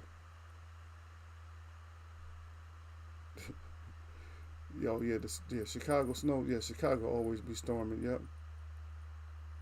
Chicago is always storming.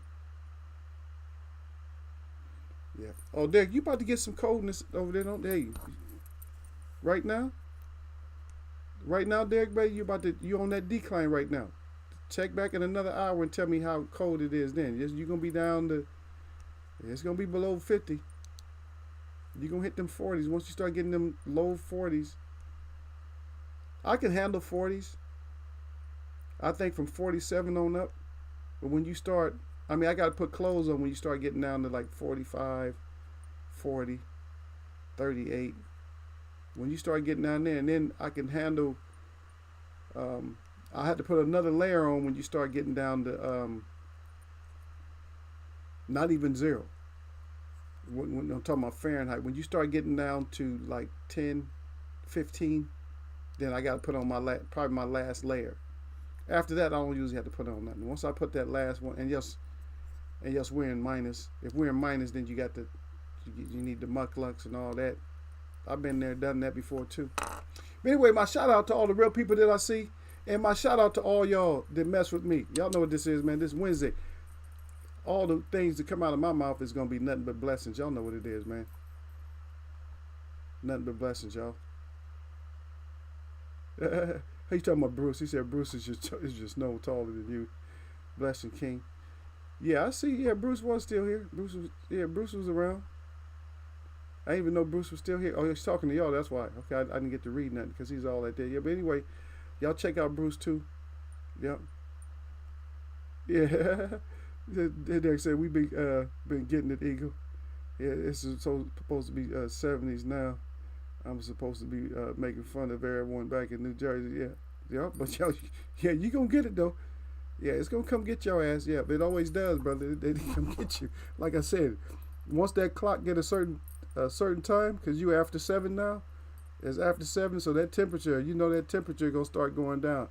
And I do stay on after I say goodbye to y'all. I do stay on for a few minutes, and the reason I stay on is because I don't want my live to be cut short. Just in case somebody else wants to come out and check it out. Yep.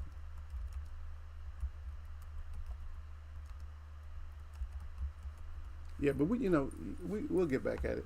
We'll get back at it, man. Good chat though. I enjoyed every last one of y'all, man. Everyone that came in except for Ray Robinson, I didn't enjoy him. Cause he just came in and started. He just came in and he bounced. He had something to do.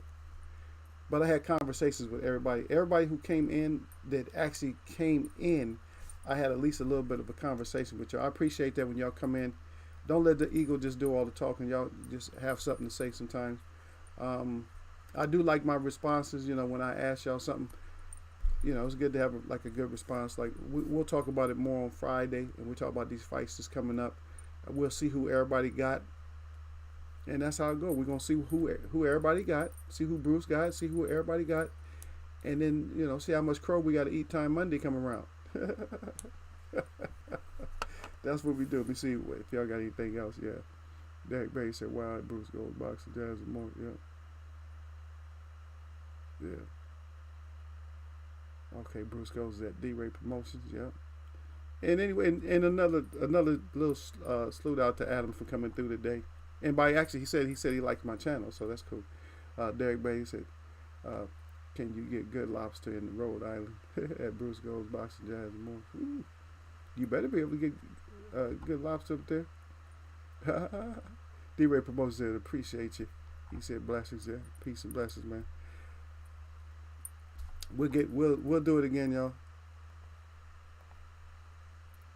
Yeah. I'm gonna catch y'all, man.